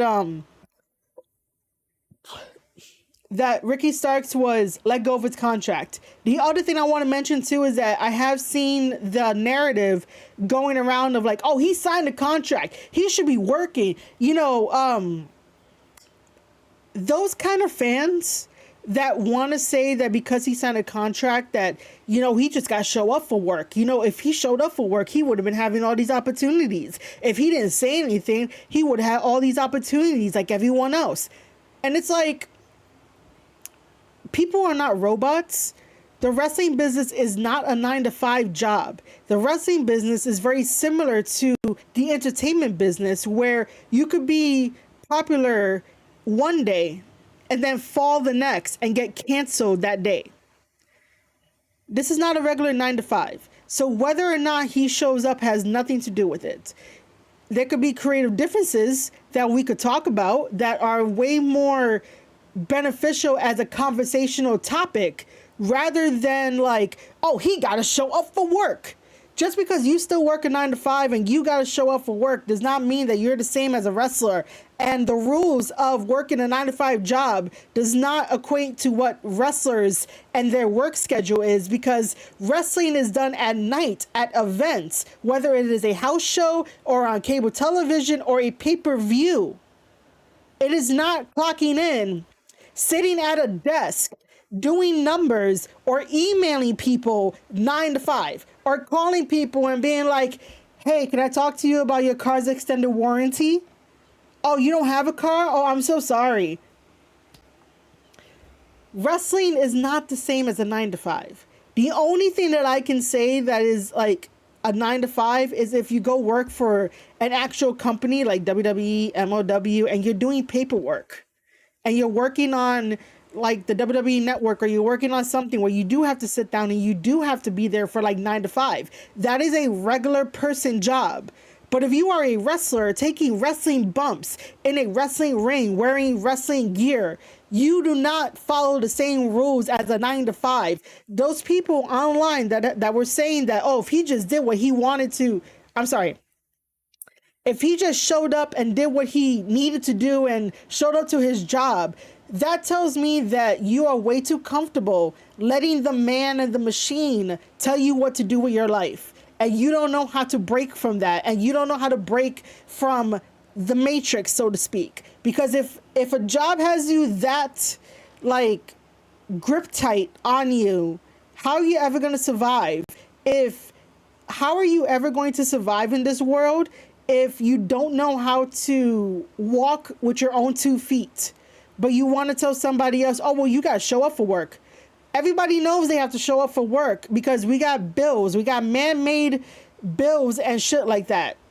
But sometimes if you fall and hit rock bottom, you will have a better foundation on what it means to have a life, what it means to be fulfilled in your life, rather than having the machine and the man tell you what the fuck to do. Just a little, food for thought, for everyone out there that's saying that Ricky Starks should just shut up and did what he did. And that's why somebody compared like all the champions in like AEW of like why they have the opportunities that they have and Ricky Starks doesn't. And that's because the people that they showed don't say anything to Tony Khan. But again, if you are passionate in what you love to do, people don't like that. People don't like that pushback. Tony Khan is exactly how some of these AEW fans are, where if they take personal criticism, if they turn the criticism that they hear into a personal attack, but it's like, no, dude, it's not a personal attack. Also, the thing is that if you're someone like Tony Khan who is sheltered, and if you are a sheltered person, you're not going to understand things outside of your bubble. That's why sometimes it gets a little frustrating when there's certain chatter online about certain things. And it's like, I come from New York City. New York City and any other city, I hope any other city, I don't know. But from my observation and my experience of being a New York City born and bred Marie Shadows here, we are diverse. We have everyone and anyone. And for the big, not really the big issues, the small issues that you read online, I'm most likely not really going to care about it, because over here in New York City, it doesn't really matter. We learn how to interact with somebody that is a different race than us, a different religion perspective, different mannerisms. Like, we learn how to interact with that. And this is why sometimes people don't like New Yorkers, because we are straight up. We tell you what it is. We tell you what's on our mind, what's on our heart, what's on our sleeve. And for people who are sheltered and who are coddled, like Tony Khan and others, on the internet, and who are chronically online, they don't understand that. They don't understand that bubble. Ricky Starks has that sort of personality where it could feel a little combative, and that's because of his sass. But that does not mean that he's being mean or rude to you. That's just the way he is. And for some reason, if you're not, trying to understand that, then you're going to think that everything that he says is a personal attack on you, when it's not. There's a reason why, like, Tony and AEW tried to silence him, and then the dirt sheets trying to make it seem as if, like, oh, he's hurt. He rejected his creative ideas. He doesn't want to work with creative. They don't know.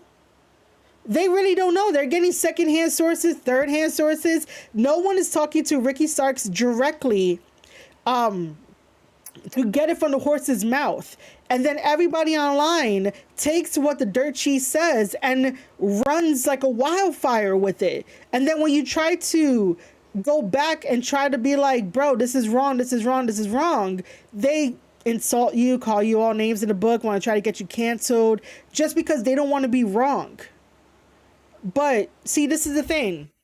For the most part, people don't want to understand someone else's personality, because it sort of infringes on what they have already agreed with in their mind, and what kind of bubble they have created as like a guard for themselves. This is why it's very difficult to talk to people that just don't want to listen to a different perspective. You're not even trying to tell them, like, I'm right, you're wrong. You're just trying to introduce, like, hey, the reason why Ricky Starks may come off as someone who can be rude if you're not used to his personality, they don't want to hear it, because they're stuck in their own bubble.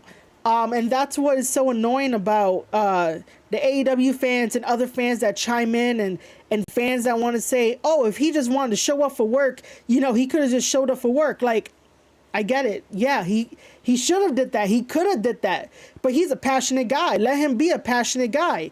If you're not passionate about something, then, like, it shows.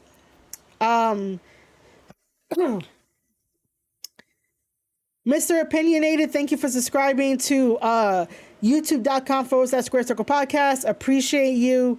Yeah. I really hope that, like, resonated with people out there about Ricky Starks. Like, if you don't understand the personality that he is, then don't speak on it, because you have to understand where he's coming from. Ricky Starks is probably like a really good human being. It's just that his personality is more of the, his sassiness. He wears his heart on his sleeve. He'll tell you straight up. He will stand on business with you. He's not gonna coddle you and be like, and tell you lies. That doesn't seem like his character. But yeah, free Ricky Starks. Oh, and if people have a problem with the hashtag of free Ricky Starks, I totally get why you would have a problem with it. But at this point, like, Ricky needs to go do bigger and better things for himself. It's no different than anybody else feeling frustrated somewhere else. Because obviously Tony Khan is not working with him and nobody is working with him. Maybe they are working with him and the ideas that they are suggesting are really bad. Then again, the AEW writers do not have a writing degree. I have a writing degree. I went to college for creative writing, but yet Tony Khan wants the people that will praise him on their podcasts and praise him on the articles and praise him whenever he goes to an interview rather than hiring somebody with credibility. This is what's also hurting AEW, is that they don't have people with credibility on the writing team to showcase that they know what they're doing. They don't know what they're doing. And no matter how many times I say it, it's not gonna change anything, because Tony Khan is set in his ways.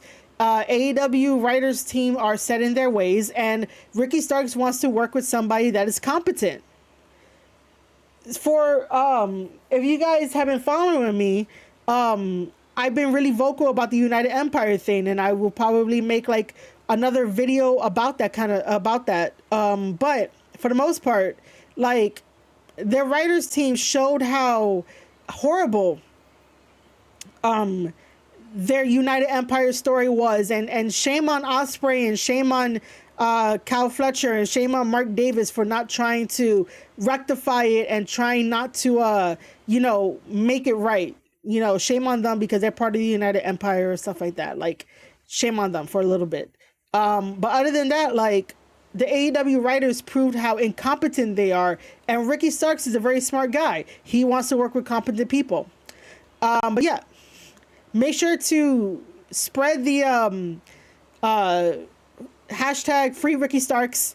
And when I come back from taking another mini break, we'll get into the tag team match and talk a little bit about other things. But yeah, I'm gonna take a mini break.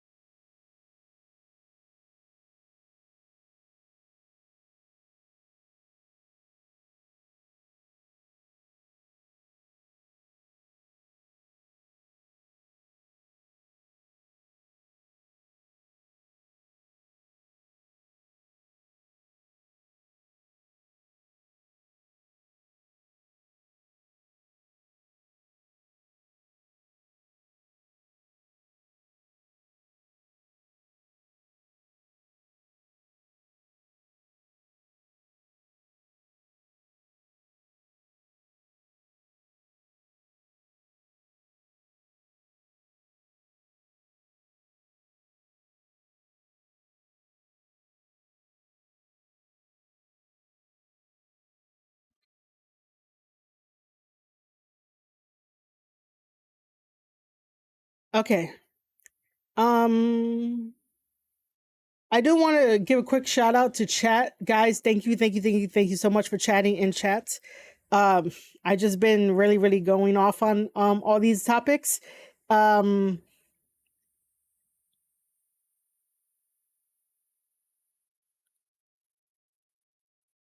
yep.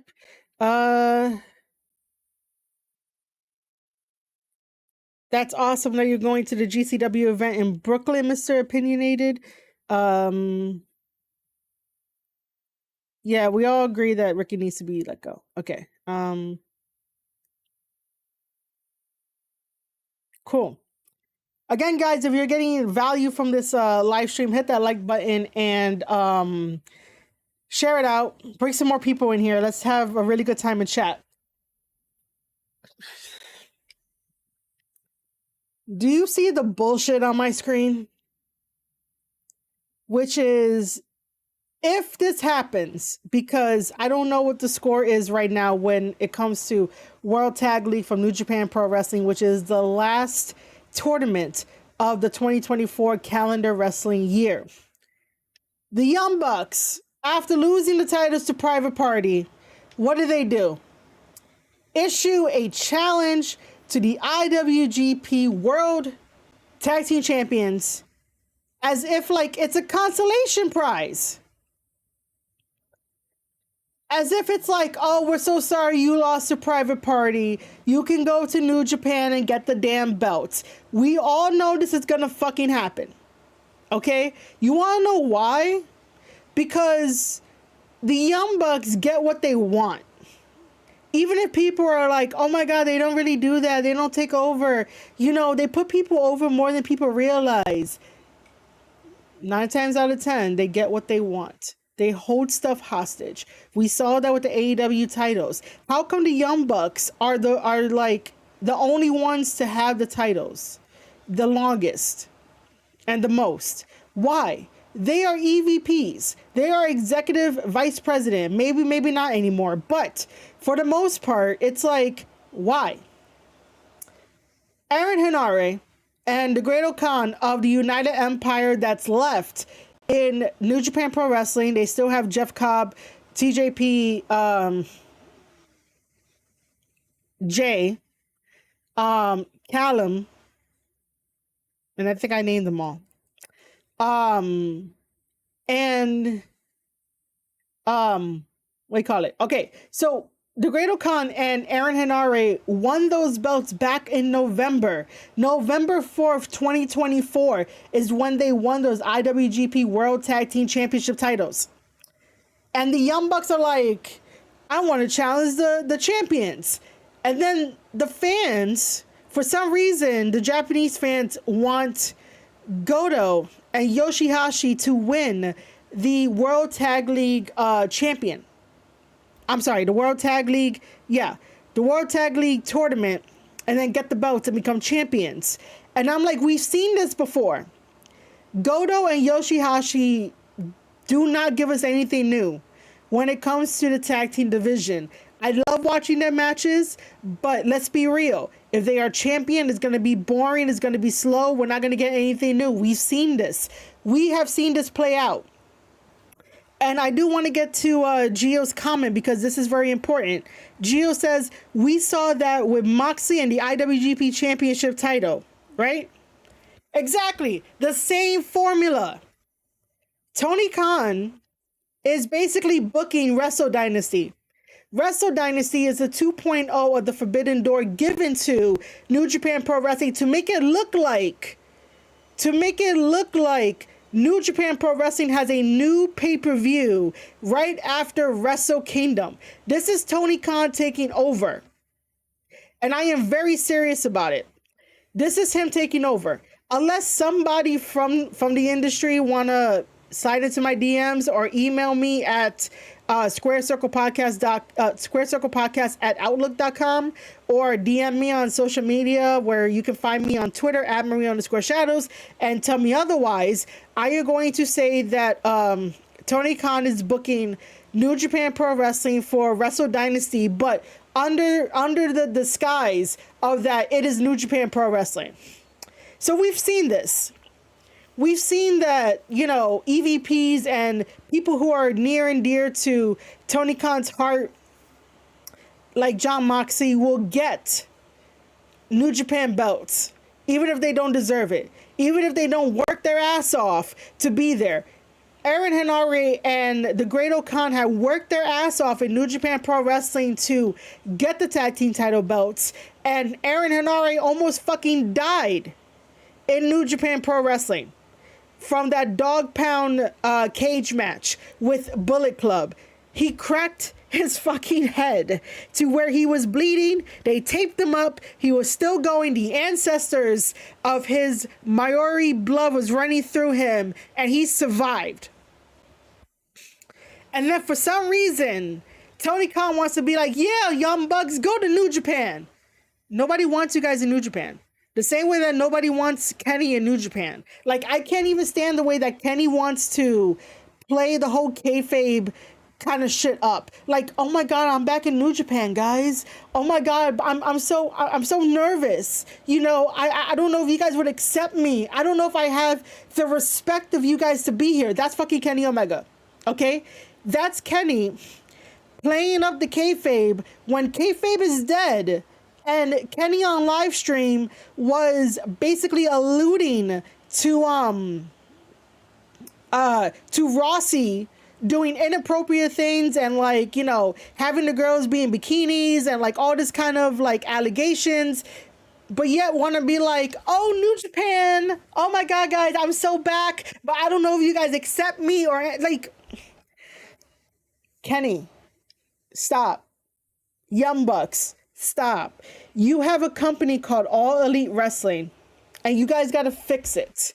The fact that it has been 5 years, going on 6 once we reach 2025, that you have not fixed the bullshit that comes from that company says that you want the company, you want to play around, you want to have fun time, but you don't want to be the adults and work on the company. New Japan does not need you. The Young Bucks are not needed for this tag team match between themselves and whoever wins at World Tag League. They don't. And if they get the belts, oh man, just know that I'm going to make a video about it and it's not going to be very good, because the video is going to be good, but I'm going to be upset because Aaron Henare loves New Japan. He loves what he's doing. The Great Okan loves New Japan. Those guys put in blood, sweat, and tears for the past 5 years, and where the fuck have the Young Bucks been? Nowhere. And it should have stayed that way. They don't need a spot on Wrestle Dynasty. Kenny Omega does not need a spot on Wrestle Dynasty. Kenny Omega does not need to fight Gabriel Kidd. Gabriel Kidd does not need a match with Kenny Omega. Gabriel Kidd has solidified himself as a badass, as someone that you believe that he is a madman, and he has done it all on his own. And being proud to represent Bullet Club War Dogs and be right next to David Finlay. So, what kind of match, like Kenny Omega versus Gabriel Kidd, will do nothing. If Gabriel Kidd loses, then all that buildup will be for what? Kenny Omega is damaged goods. I will say that, yes. I've said it before that he's damaged goods only because of his condition that he got. The same condition that Brock Lesnar got. That diverticulitis thing for his intestines. So to me, he's damaged goods. Kenny Omega does not need to prove himself anymore. Kenny Omega does not need any of that stuff. Gabriel Kidd is not going to get a push or a boost by fighting Kenny Omega.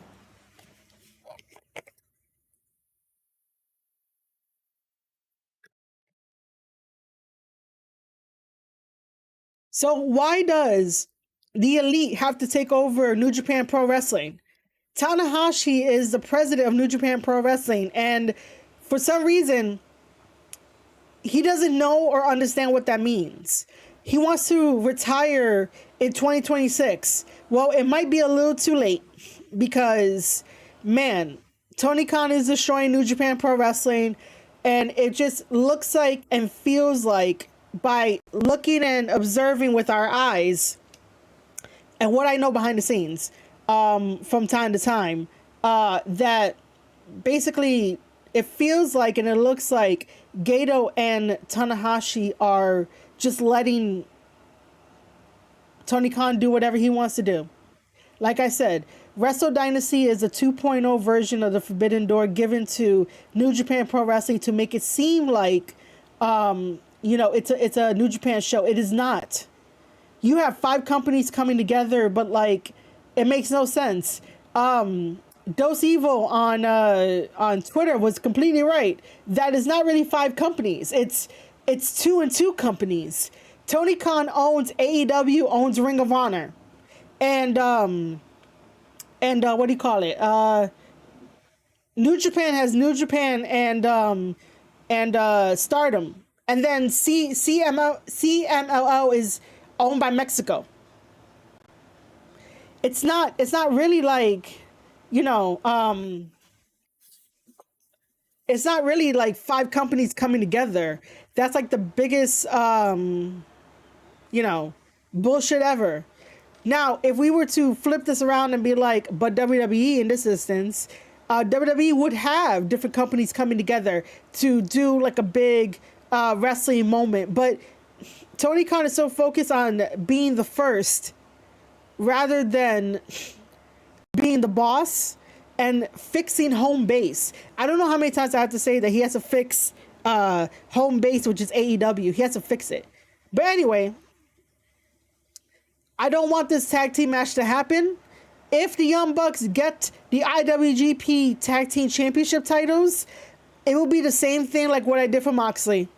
That I do not recognize them as IWGP Tag Team Champions. I would not. Because it makes no sense.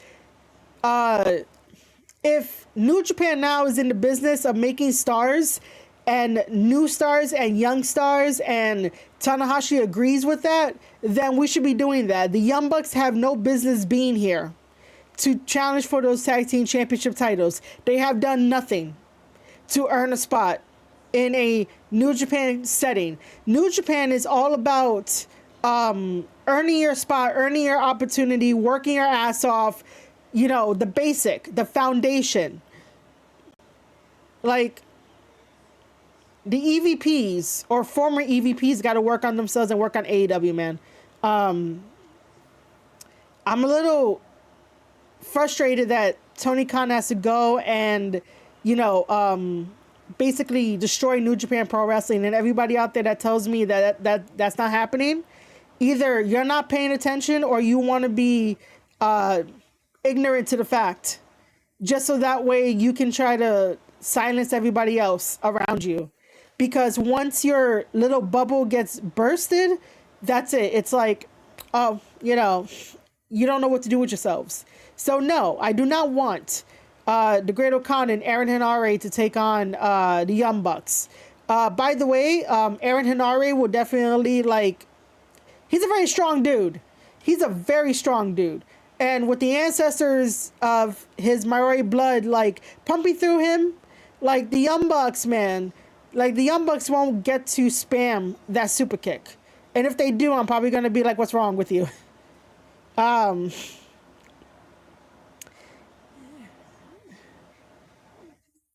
welcome to the stream. Welcome to the chat.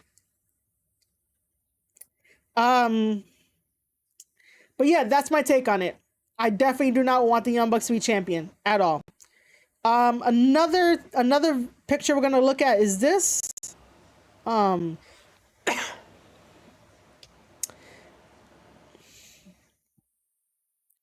Let's look at this one first. I gotta make it more pretty.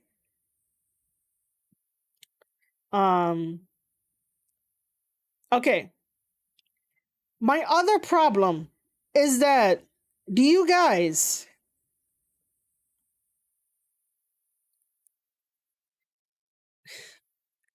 that's also another thing too, and I'm going to read Mr. Opinionated comment here because, man, listen.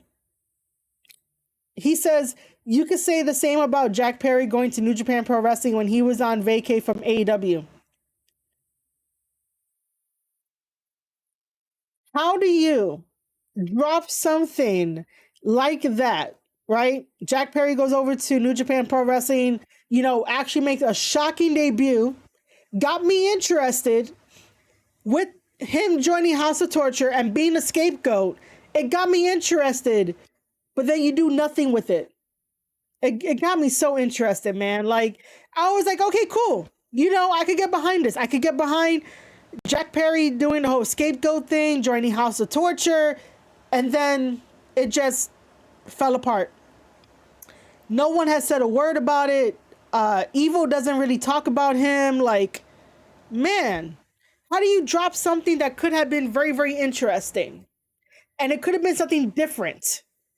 Like, man, I was interested in that.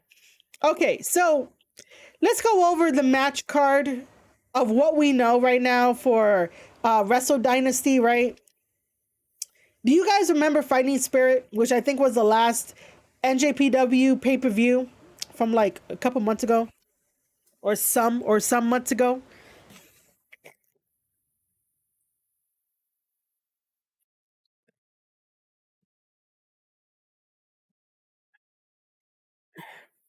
Um Bloody Money is not in the chat, or maybe he is in the chat, but he was tagging me in all of the updates during that pay-per-view about all of the matches that were getting put together for Wrestle Dynasty.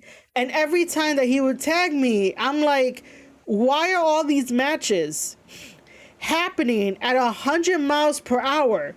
And that's when I knew that Tony Khan was booking that fucking pay-per-view. And Tony Khan was booking Wrestle Dynasty. And this pattern of him doing that is super annoying. Super annoying. Tony, New Japan Pro Wrestling is not yours. Stop it. President Tanahashi, I'm frustrated and my chat is frustrated. So we're frustrated that New Japan Pro Wrestling is getting destroyed from the inside out thanks to Tony Khan. No one else in the wrestling atmosphere, the wrestling space, especially in the New Japan portion that claim that they love New Japan Pro Wrestling, they're not speaking out against this. But I will stand here firmly and be like, Tana, make a partnership with WWE. Do it. Make a partnership. Because it's super fucking annoying. It really is. Okay. I'm supposed to be very calm and like, call it down the middle. But like this irritates me because I love that New Japan gives us something different in terms of wrestling. While I said that, they're different styles that people like, but there's something beautiful about New Japan and how they tell their stories. But for some reason, they're not doing that this time around, and that's thanks to Tony Khan, like, getting his hands into it. So anyway, during that pay-per-view, all these matches got made, and I'm like, why is this happening so quick? It's because Tony Khan doesn't have patience. So the first match up there that you see that says Zack Sabre Jr. versus Ricochet, that is a main event match for Wrestle Dynasty. Who is paying money to see that? I'm not. I'm not paying money to see that. Most people, 9 times out of 10, are not paying money to see Zack Sabre Jr. versus Ricochet. Ricochet comes in, attacks Zack Sabre Jr. from behind, but I bet you he's gonna end up somehow being the babyface. He comes in from behind, attacks Zack Sabre Jr. and be like, I gotta show you guys who I am. You guys forgot who I am. I used to wrestle all over the world and you guys forgot who I am. Buddy, nobody was talking about you during Japan days anyway. Like, Ricochet acts as if like people are supposed to like remember him other than like him versus Ospreay, but there's a reason why like they remember him versus Ospreay. That shit gave people feelings. What else has he done that give people feelings unless you say Prince Puma? If you say Prince Puma and Lucha Underground, then that's a whole nother subject, right? But nobody in New Japan or even the fans are like, hey, I wonder what Ricochet is doing. The fans that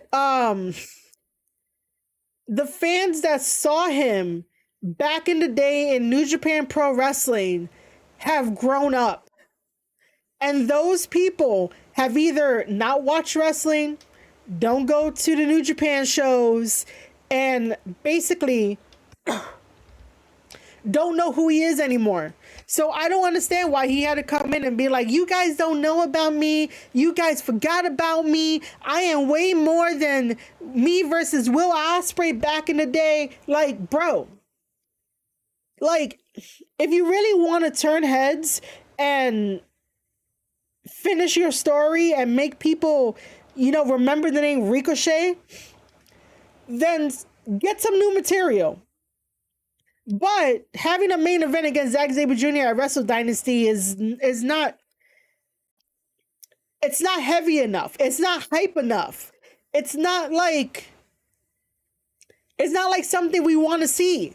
You came in, called your shot. You haven't been there. You don't have wins under your belt over in New Japan Pro Wrestling. But you want to call your shot. That's that Tony Khan treatment where Tony Khan can't say no and Tana can't say no and Gato can't say no because they want to be respectful. But Zack Sabre Jr. should have been like, no, he needs to be here. Right after that attack, he should have been on tour to rack up some wins. That is what New Japan Pro Wrestling does. New Japan Pro Wrestling is getting away from what they used to do. And that is, if you want a shot at any of the titles and you're not involved in any of the tournaments, if you're wrestling outside of the tournaments, you should be building up a reputation. You should be building up your name, your arsenal, working on your promos. But no, you come in, you attack Zack Sabre Jr., and then you call your fucking shot, and then you're over in AEW doing the Continental Classic and, losing here, winning here. What does that do? That does not translate over to New Japan Pro Wrestling. That does not translate to you getting a main event spot. It bothers me. It really does. So Zack Sabre Jr. versus Ricochet, man, like that's not even a main event worthy match right there. Even if Zack Sabre Jr. is champion, Zack Sabre Jr. deserves a better opponent for the main event. And I'm not saying that to be mean to Ricochet, but it's the fact of everything that I laid out. Ricochet has not done something to where it can give him the main event. He came in, attacked Zack Sabre Jr., told the world you forgot about me when no one really forgot about you. You were in WWE. Like I said, Japanese fans do not really search for outside of their content for when it comes to wrestling. They really don't. They might do it, but a good portion of them don't do it. A handful of them would do it, but not a good portion of them would do it.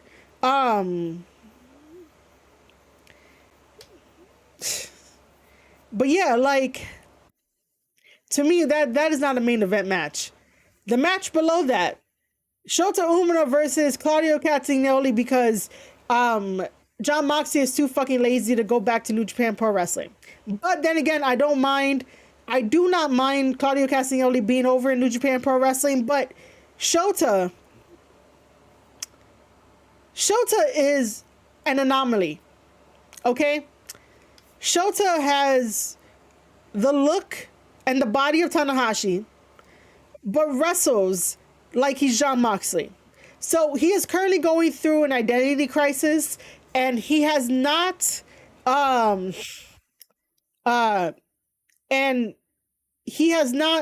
tried to look within himself as to what he wants to do. Everyone, including Zack Sabre Jr. and myself, are like, bro, you got to get an identity. You should not be following in Jon Moxley's footsteps because he doesn't give two shits about you. He really doesn't. And so Shota Umino called out Jon Moxley because he obviously feels slighted, which I can't blame him. But when you try to take a mentor as Jon Moxley, he just forgets about you. And yeah, he don't stand on business. So Jon Moxley was like, I'll just send somebody. And he sent Claudio Castagnoli, which I'm like, okay, cool. It'll be a good match, but do we need it? No, we don't need it. We really don't. Shota Umino has also called his spot and his chance to face Zack Sabre Jr. for the IWGP World Heavyweight Championship title. However, because Shota Umino is working through injuries, especially the injury in his lower back, and then also reports are from New Japan themselves are saying that he hurts his ankle today during the World Tag League events. Shota needs a vacation, and New Japan Pro Wrestling needs to stop relying on Shota Umino for carrying the company and being the next in line to challenge Zack Sabre Jr. and maybe taking that title off of him. Shota needs a vacation. Shota needs to be repackaged. Also, AEW needs to stop doing the crutch of the MJF crutch, where it's you got to fight all of my buddies before you get to me. And that's what they're going to do with Shota. G Coalition, I want Tsuji in the world title picture so bad, man. He fucking deserves it. He's an all-round wrestler and a little bit better than Shota. Shota just needs to get a whole new gimmick, a whole new character, and believe in himself. The next match you see there is Kenny Omega versus Gabriel Kidd. You guys already know how I feel about that. I will say again that Gabriel Kidd just needs to win this, even though Gabriel Kidd does not need it. You already know my feelings on the Young Bucks versus Aaron Henare and the Great O'Khan if we still have them as our IWGP World Tag Team Champions. This one, Tsuji versus Jack Perry. Why? I think I get it, but why? Why? This is a very nice special singles match, which will be a match. And I like matches, but why? Man. Technically, yeah, Brandon, which by the way, Brandon, thank you for joining the stream, joining the chat. Anthony J, thank you for joining the stream, joining the chat. Like, Brandon, I get it. I know that he's technically still part of House of Torture, but like, man. It's one of those things, man. Tony Khan books the exact same way all the time. He just switches the faces out. But the story the matches, they're all the same. Yeah, they're all the same, dude. All the same. This next match, man. I think our emoji should like be the face palm, right? Because this match here, face palm, face fucking palm. So during the pay-per-view of Fighting Spirits, which I believe again was the pay-per-view, Shingo had retained his title. No, I'm sorry. No. Hold on. During the pay-per-view, Konosuke retained his title against TJP, which, by the way, again, they fucked up because the AEW writers don't know shit about the United Empire story, and fans, especially over on the New Japan side, was somewhat happy or questioning that Konosuke was part of the United Empire, and so whoever was on social media looked at that and tried to turn it into canon for the story. But what happens is that when New Japan Pro Wrestling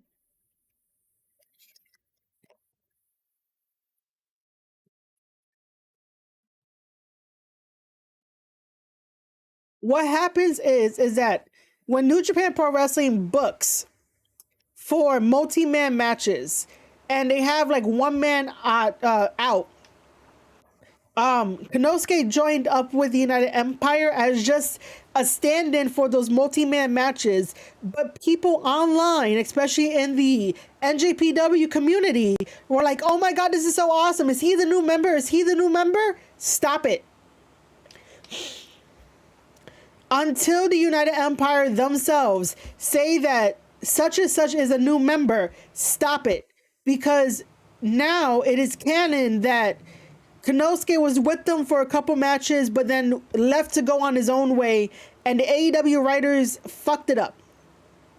The AEW writers were like, "Yeah, this happened over the summer, and then like he went his own way. Therefore, it's canon of why Konosuke is fighting TJP, and the belt is on the line." The fans in the New Japan community, like, stop it, because this is how the wrong history gets written, and it just sounds like AEW stuff where nothing makes sense. There's no continuity, there's no consistency, there's no nothing is coherent. Stop it, because people on the internet, people who are social media savvy will look at that and be like, oh, that has to be part of the canon because it happened. No, New Japan Pro Wrestling just sticks guys in multi-man matches because they need to fill it out, and everybody gets a chance to get their shit in, and then the fans get to watch the wrestlers, and the fans are like, oh, I like this guy, okay, cool, but they're not saying that he's part of the United Empire. Like, no. So yes, I do blame New Japan fans for making that shit canon and then being like, oh, but he left though on his own thing. He was never part of the United Empire. Plus, anyway, people got upset at me that I was like, why is Konosuke beating the New Japan guys and the United Empire guys when he should not be beating them? He just came into New Japan Pro Wrestling. He just entered into that tournament, the G1, and he's automatically picking up wins? That's another Tony Khan pattern. Tony Khan doesn't want to see his guys lose. Anyway, Konosuke beats TJP. Here comes Shinsuke. Oh my God. Here comes Shingo.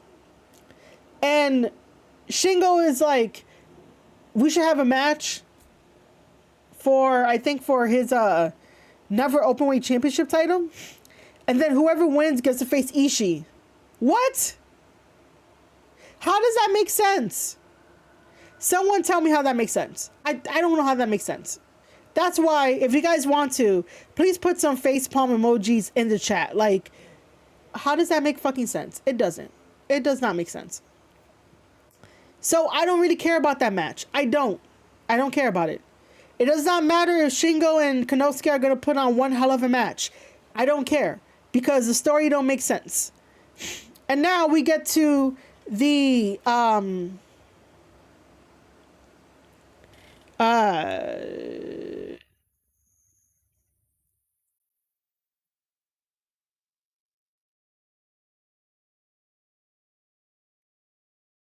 G Coalition. Like, what do you, wait, hold on, buddy.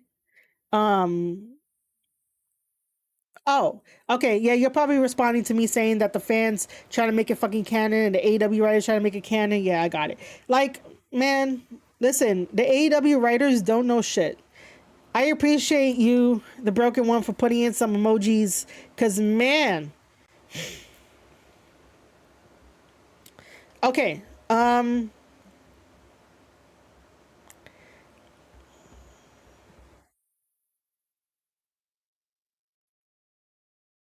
Let's talk about this for a second. This is how you know. You know what? I'll make myself smaller for a bit.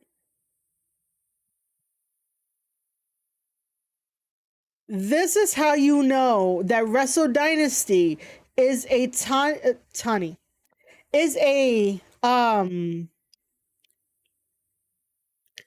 this is how you know that Wrestle Dynasty is a Tony Khan production. It's not even an AEW production. It is a Tony Khan production. This is how you know that Wrestle Dynasty is Tony Khan, but he's giving it to New Japan Pro Wrestling under the disguise of that it's New Japan stuff. But no. And you guys will find out in a little bit. I have to take another mini break. I've been drinking a lot of water. I've been staying hydrated, as someone in chat says to stay hydrated. So I'll be right back.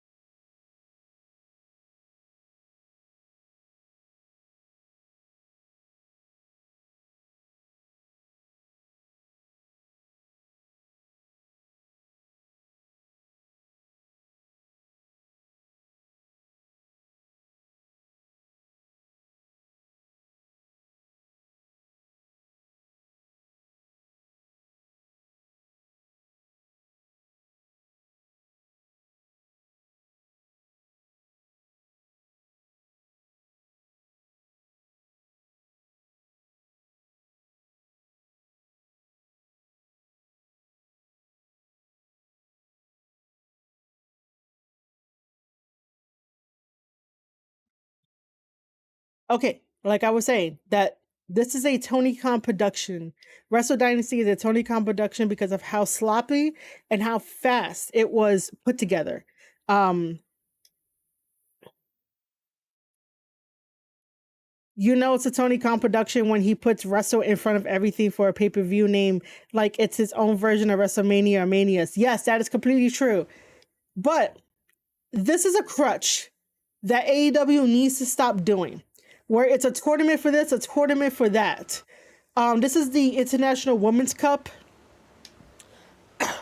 So what's happening here is that 4 people from each promotion, from AEW, CMLL, Stardom, Ring of Honor, will have fatal 4-ways, and whoever wins in their respective promotion will go to the finals, to have another fatal 4-way to win, and if they win, they get a future title shot at a later date. So, basically, this was rushed. This wasn't thought out, because, how do you just gonna pick 4 random women from each and, be like, oh yeah, go on, Javi, what's up? Thank you for joining the stream in the chat. It's one of those things that was put together really fast, really bad. And it's one of those like throwaways. Like, who's really going to care? Who's really going to care about this? I want AEW to start making stuff where we care about it. That's why 2019 and 2020 and maybe a little bit of 2021, we were still caring about the product because they gave us something to care about. Tony Khan doesn't know what caring is. He thinks that, pleasing others and, making sure that others are feeling good and having a really high hospitality kind of demeanor, is a way of getting people to care, but it's not. I don't care about this tournament, and I should care about it, but I don't care about it because during the last bit of the wrestling season or the wrestling year, we are bombarded with all these tournaments. We're currently in the middle of World Tag League. Now there's this International Women's Cup tournament, and now there's the AEW Continental Classic tournament. There's so many tournaments. Relax with the tournaments. But yeah, like this here, I was just like, yo, it's a crutch. And nobody sees it. And it's cool. It's cool. It's cool if you like it and if you're interested in it. But also keep in mind that, like, start asking AEW for meaningful stuff, quality stuff. Not no, like, tournament for the women. That's it. I don't care.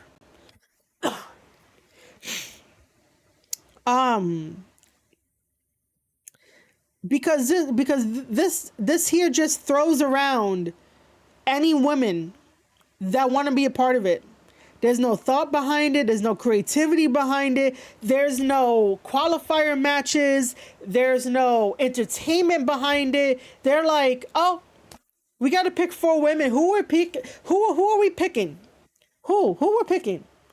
There's no sense of like love for this to make it that great. It's just thrown together really bad. I'm not in favor of it, but I get it. I get that, you show more women or whatnot, but again, why is there only one? Oh no, wait, there isn't. No. Oh no. Will this be the only women's match? Chat. Because if it is, it's gonna be really bad. Unless I'm counting like Wrestle Kingdom. I think there might be a women's match on Wrestle Kingdom. I don't remember. I get tagged in a lot of things and I don't remember. But the last thing I'll say about Wrestle Dynasty is that I'm gonna reiterate that Wrestle Dynasty is a Tony Khan production. And it is hurting New Japan Pro Wrestling. Oh, the other thing I want to talk about too is that this is how you know that Tony Khan doesn't understand business and don't understand money. Because all his life he was given money.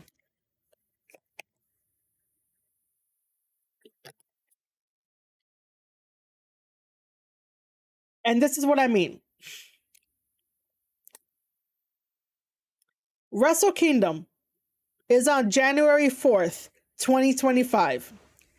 Everybody knows, because this is going to be Wrestle Kingdom 19. Everybody knows that in Japan, um, everybody gets paid once a month, if you did not know that. In Japan, their payment system is not set up like how in America, where you can have um, bi-weekly payments, um, or maybe monthly payments depending on what happens, or weekly payments depending on the job, right? Here in America, we have options. Over in Japan, they get paid a lump sum of money every single month. And all of that money for the month is relegated to the bills that they pay, the food that they have to purchase, and like clothes and entertainment and whatever they want to do. So there's a reason why wrestling fans who are Japanese don't always attend every single wrestling event when it comes to when it comes to New Japan Pro Wrestling and their tour. So people in Japan, Japanese fans, are picking and choosing what events they're gonna go to, right? Now, when it comes to Wrestle Kingdom, this is a plethora of Japanese fans, international fans, and tourists, right? Sometimes international fans, like if you're going from America to Japan or UK from Japan or Australia to Japan, you're not necessarily a tourist. You will be lumped into the international setting for the sake of this conversation. The tourists are the ones that are already there and they like wrestling and they want to go. Um, so you have like those three kind of like things, right? Um, so again, people are going to be going to Wrestle Kingdom first. They don't have a lot of money to be going to Wrestle Kingdom and also going to Wrestle Dynasty, which is the next day. And this is how Tony Khan like undercuts himself because he wants to be first. He wants to have this event because he wants to have it, not need to have it, but want to have it, right? So, that's going to mess up people's money and that's going to mess up his money because now international fans have to think about, if I don't have enough money for both events, which event am I choosing? You only go to Wrestle Kingdom once in a lifetime. So most people are going to pick Wrestle Kingdom. If they have the money to do both, then they'll do both. But that's like a 25% chance out of 100 that people will do both because they have the money for it. Japanese fans, on the other hand, are smart with their money and they may not even go to both. The only reason why New Japan Pro Wrestling will do Wrestle Kingdom and then New Year's Dash is because they'll have the money for those two tickets, because those tickets are not really, well, New Year's Dash is not as much money as a Wrestle Kingdom ticket. So that makes more sense. But when you have these two events going back to back, the Tokyo Dome is always going to sell out for Wrestle Kingdom faster than Wrestle Dynasty. So if he's not going to make enough money, like, this is why he's not a smart businessman, because you don't put it back to back and you don't do it like that. I have no idea what Tony Khan is banking on. I have no idea what they told him about that he could make a lot of money, but like, it's not going to work out really well because Japanese fans get paid once a month. International fans and tourists get paid whenever, and if they're saving up, may not even go to both of them. So I just want you guys to keep that in mind, that, you know, there may be a low turnout for Wrestle Dynasty because of that. And that's something that Tony Khan does not take into consideration when he is doing business. He doesn't know how to do business. See, G Coalition, I don't even know if we're going to be having New Year Dash um in this thing. Like, I haven't even heard a word about it. I hear it as like Wrestle Kingdom and then Wrestle Dynasty, but I don't even know they're doing New Year's Dash. But seriously, like, we got to get on top of this. um it's really annoying that like Tony Khan is messing things up and don't know how things work, but yet then it's given free range to do whatever he wants with New Japan Pro Wrestling. Makes no sense. Um, that's my 2 cents on that. And just very quickly for the last thing, because we covered a lot today, and I want to say thank you guys so much for being here with me. I understand that like I'm not streaming on a consistent basis. I've been helping out Ravage with the surgery that he had like 2.5 weeks ago. He is completely fine. Now we just have to get in like, some walking here and there, but he's doing well. He's eating well.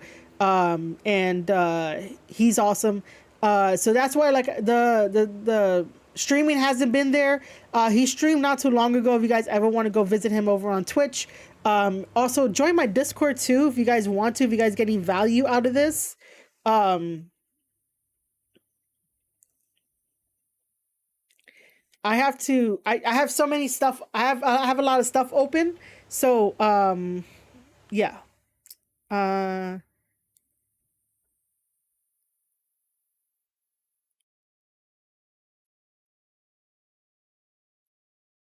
I am just okay.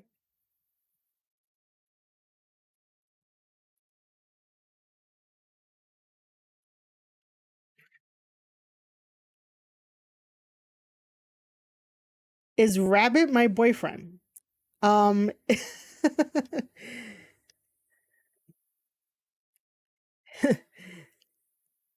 Ravage is my Ravage. We'll leave it like that. I don't really review too much of my personal life, but this was just something that I was just telling chat and whatnot, and just telling people in Discord, just so that way they don't like freak out about like, yo, where are my videos, where stuff like that. But I do think that like you guys just needed to know. But I don't really talk about my personal life like that. But join the Discord. It'll be fun if you're getting value out of it. But I just want to update everyone that like everything is all good. Um, Consistent streaming may not be like be a thing until like maybe next year or something like that. But for the most part, like streams here and there, and then standalone podcast episodes. But for those that follow me and then follow Ravage, all is well. Um,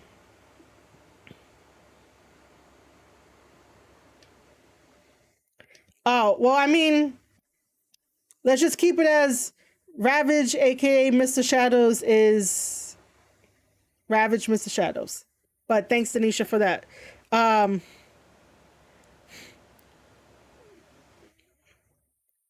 did do we have two gills in chat?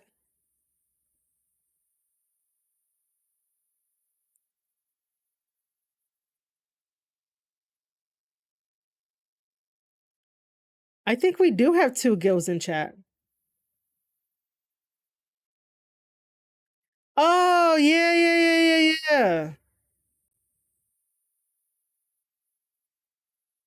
Okay, so yeah, there's this guy and there's the other guy.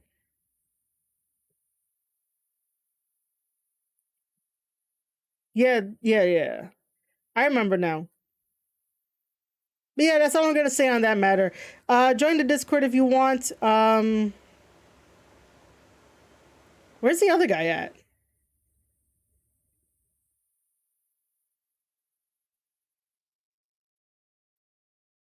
Hmm. Interesting. Yep. Shout out to Mr. Shadows. Anyway, so the last thing that I wanted to quickly talk about is the Costco guys, because that got way more coverage, and then like we all have our feeling we all have our feelings about the question to Bobby Lashley. Like, I'm not gonna touch it on the live stream. I was thinking about maybe touching it on like a personal, alone, standalone podcast episode. But for the most part, the Costco guys, I want to last touch on, and then I'm gonna wrap up.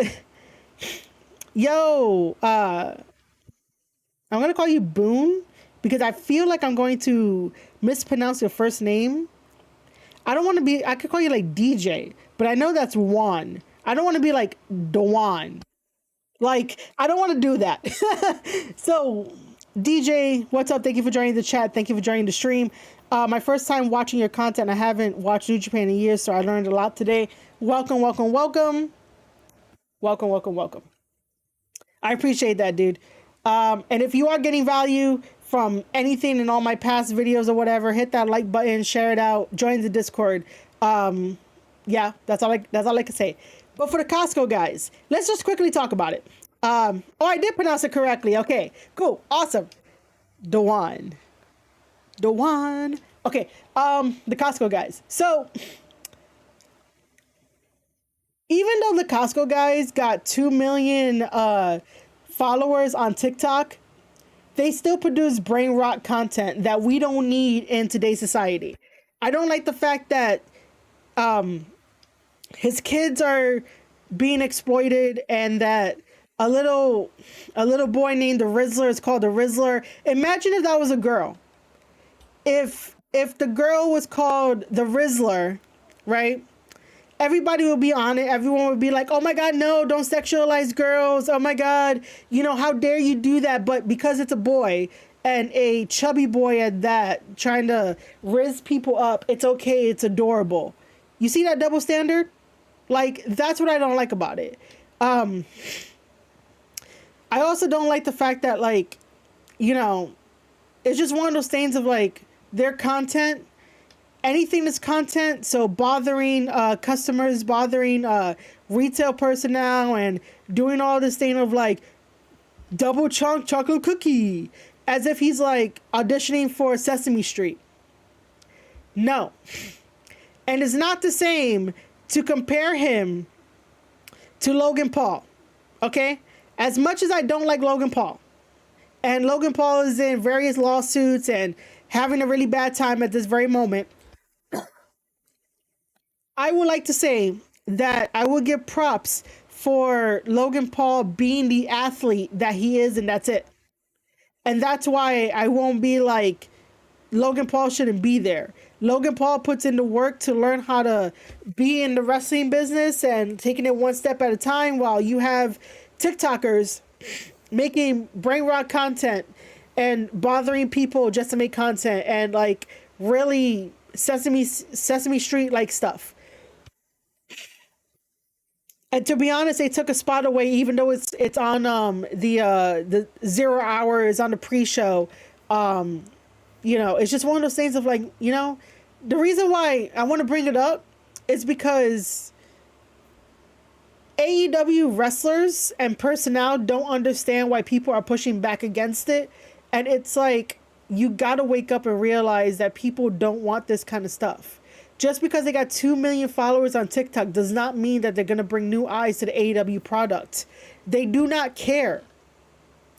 I know for a fact that after AJ won his match from the Costco guys, that everybody that cheered, all the fans that were like, yeah, awesome, woohoo, all of them went home because it was quiet during the rest of the pay-per-view. So, like, there's a disconnect. He brought his fans and he took his fans. That's not the same with Bad Bunny, and that's not the same with Logan Paul. The fans of Bad Bunny and Logan Paul stood around. The fans of the Costco guys don't care about professional wrestling. They don't like professional wrestling. Professional wrestling is not brain rot to the fans of the Costco guys. And I do not care the Costco guys come from, not really the Costco guys, but the fans of the Costco guys, I don't care they come from me. Because they're not going to buy my merch, they're not going to support my product, and I totally already know that. But like, those fans don't care about wrestling because wrestling is not brain rot content. So they will stick with the Costco guys, and they're not gonna stay for AEW. So for the AEW Rampage, oh my god, for the AEW personnel that was attacking the fans, right? Basically, they don't really understand why that's happening, and they really have to understand the people that they're getting, the audience that they're getting, and to go after fans to try to quiet them is kind of wrong, because everyone should have a perspective at least, right? If more than one people are saying that this is bad because of X, Y, and Z and giving really good ideas and it's logical, then you should listen to them. If it's not logical, then like no. But the Costco guys did not raise AEW's popularity anymore, did not bring it down, didn't really do anything. It was a dud. It was a dud. Also, it's a little frustrating that Tony Khan was like, yeah, I'm taking marketing advice from these guys. What? The Costco guys got lucky with their brain rot content. Like, you didn't know who they were until somebody must have showed Tony Khan who they were. So to be like, oh, we I'm taking marketing advice from them. What? This is how you know AEW is not going to grow, because they're not getting the right people to put in the right positions for AEW. But the Costco guys being on AEW Full Gear on the pre-show and winning against QT Marshall, like, Tony Khan had like a double-edged sword where, if the Costco guy lost, then it would have been really, really bad. But imagine if he did lose, then like he'll show up again and the fans will show up again. And then maybe some fans will stay for AEW, but I don't know. That's just my 2 cents of like, just because the Costco guys got 2 million fans does not mean that those fans are staying over for AEW. They're not going to do that. Those fans like brain rot content, and even though AEW is getting close to giving us brain rot content, wrestling in general is not going to give him that. His fans get off of being, kitty and very childlike, and be like, which one do you like best, the chicken bake or the chocolate chip? Like, oh my god, it's food. So yeah, the Costco guys did nothing for AEW. It might have a lot of like instant buzz, but nobody's gonna care after the fact. All right. Other than that, again, if you have gotten value out of this whole entire 3-hour live stream, which basically we're getting close to 3 hours, which I had planned for 3 hours, which was great on my part. Hit that like button, share it out, join the Discord, please. My brain is moving way too fast for me right now, and I've talked a lot for 3 hours.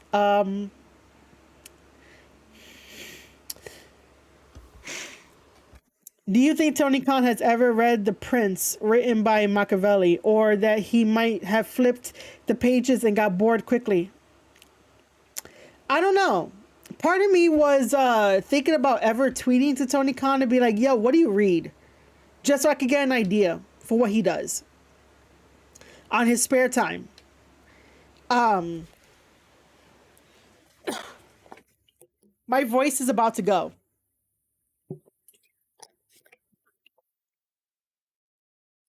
And I have not eaten lunch yet. You don't think he knows how to spell Machiavelli? Huh. Anyway.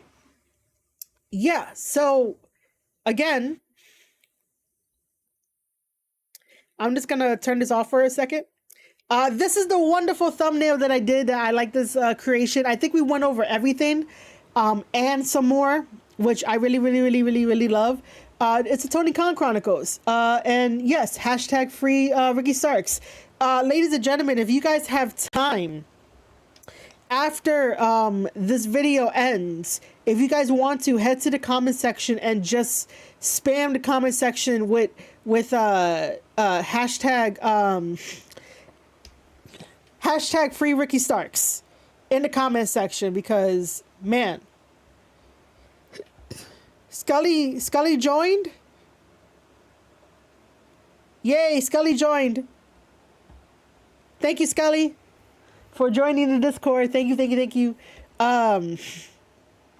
Anyway, guys, I really hope that you enjoyed this live stream. I don't know when another one is going to be planned, but I do want to mention that, you know how like today is, well, today is like Black Friday for like sales.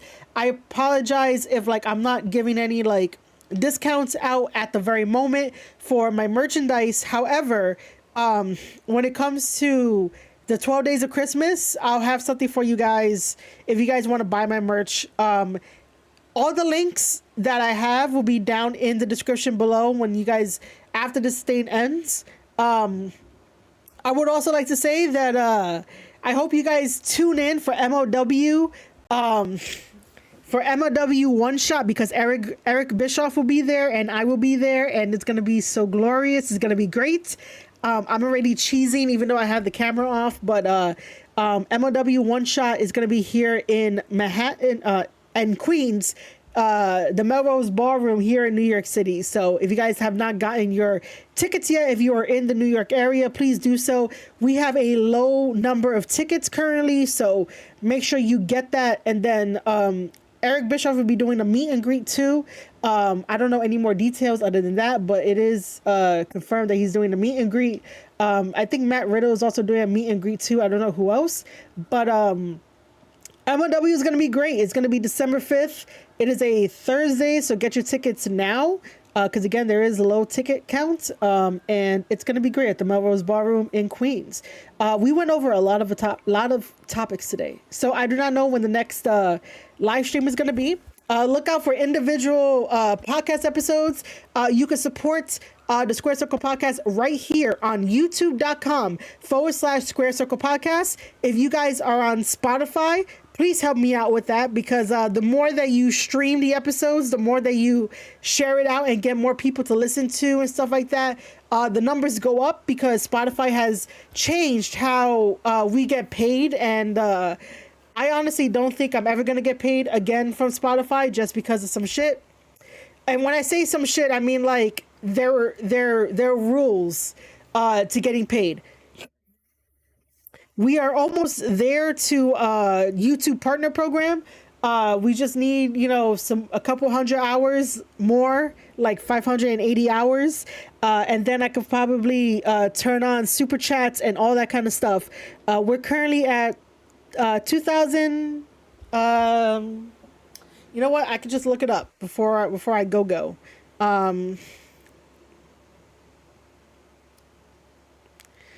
We are currently at 2,420 public watch time hours out of 3,000 watch time hours.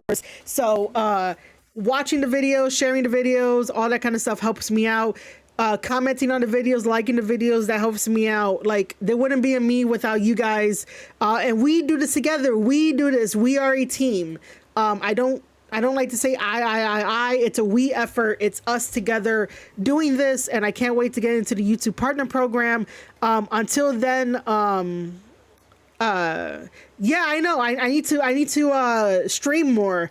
Like I said, due to personal stuff, I have to pick and choose when to stream. That's all it is. So hopefully we get there. If not, we'll figure it out in the new year. I hope that everyone had a wonderful Thanksgiving, and going forward, I will say when I stream on my Discord and then, Twitch and stuff like that. But I appreciate every single one of you guys for showing up and basically hanging out with me and listening to me and learning some new stuff. I really do appreciate each and every single one of you guys. I love you guys so much. So yeah, stay tuned for that. Join the Discord. Make sure after this video, spam hashtag free Ricky Starks down in the comments. Other than that, ladies and gentlemen, thank you for liking this video, sharing this video, and having a wonderful time with me. And I'll see you guys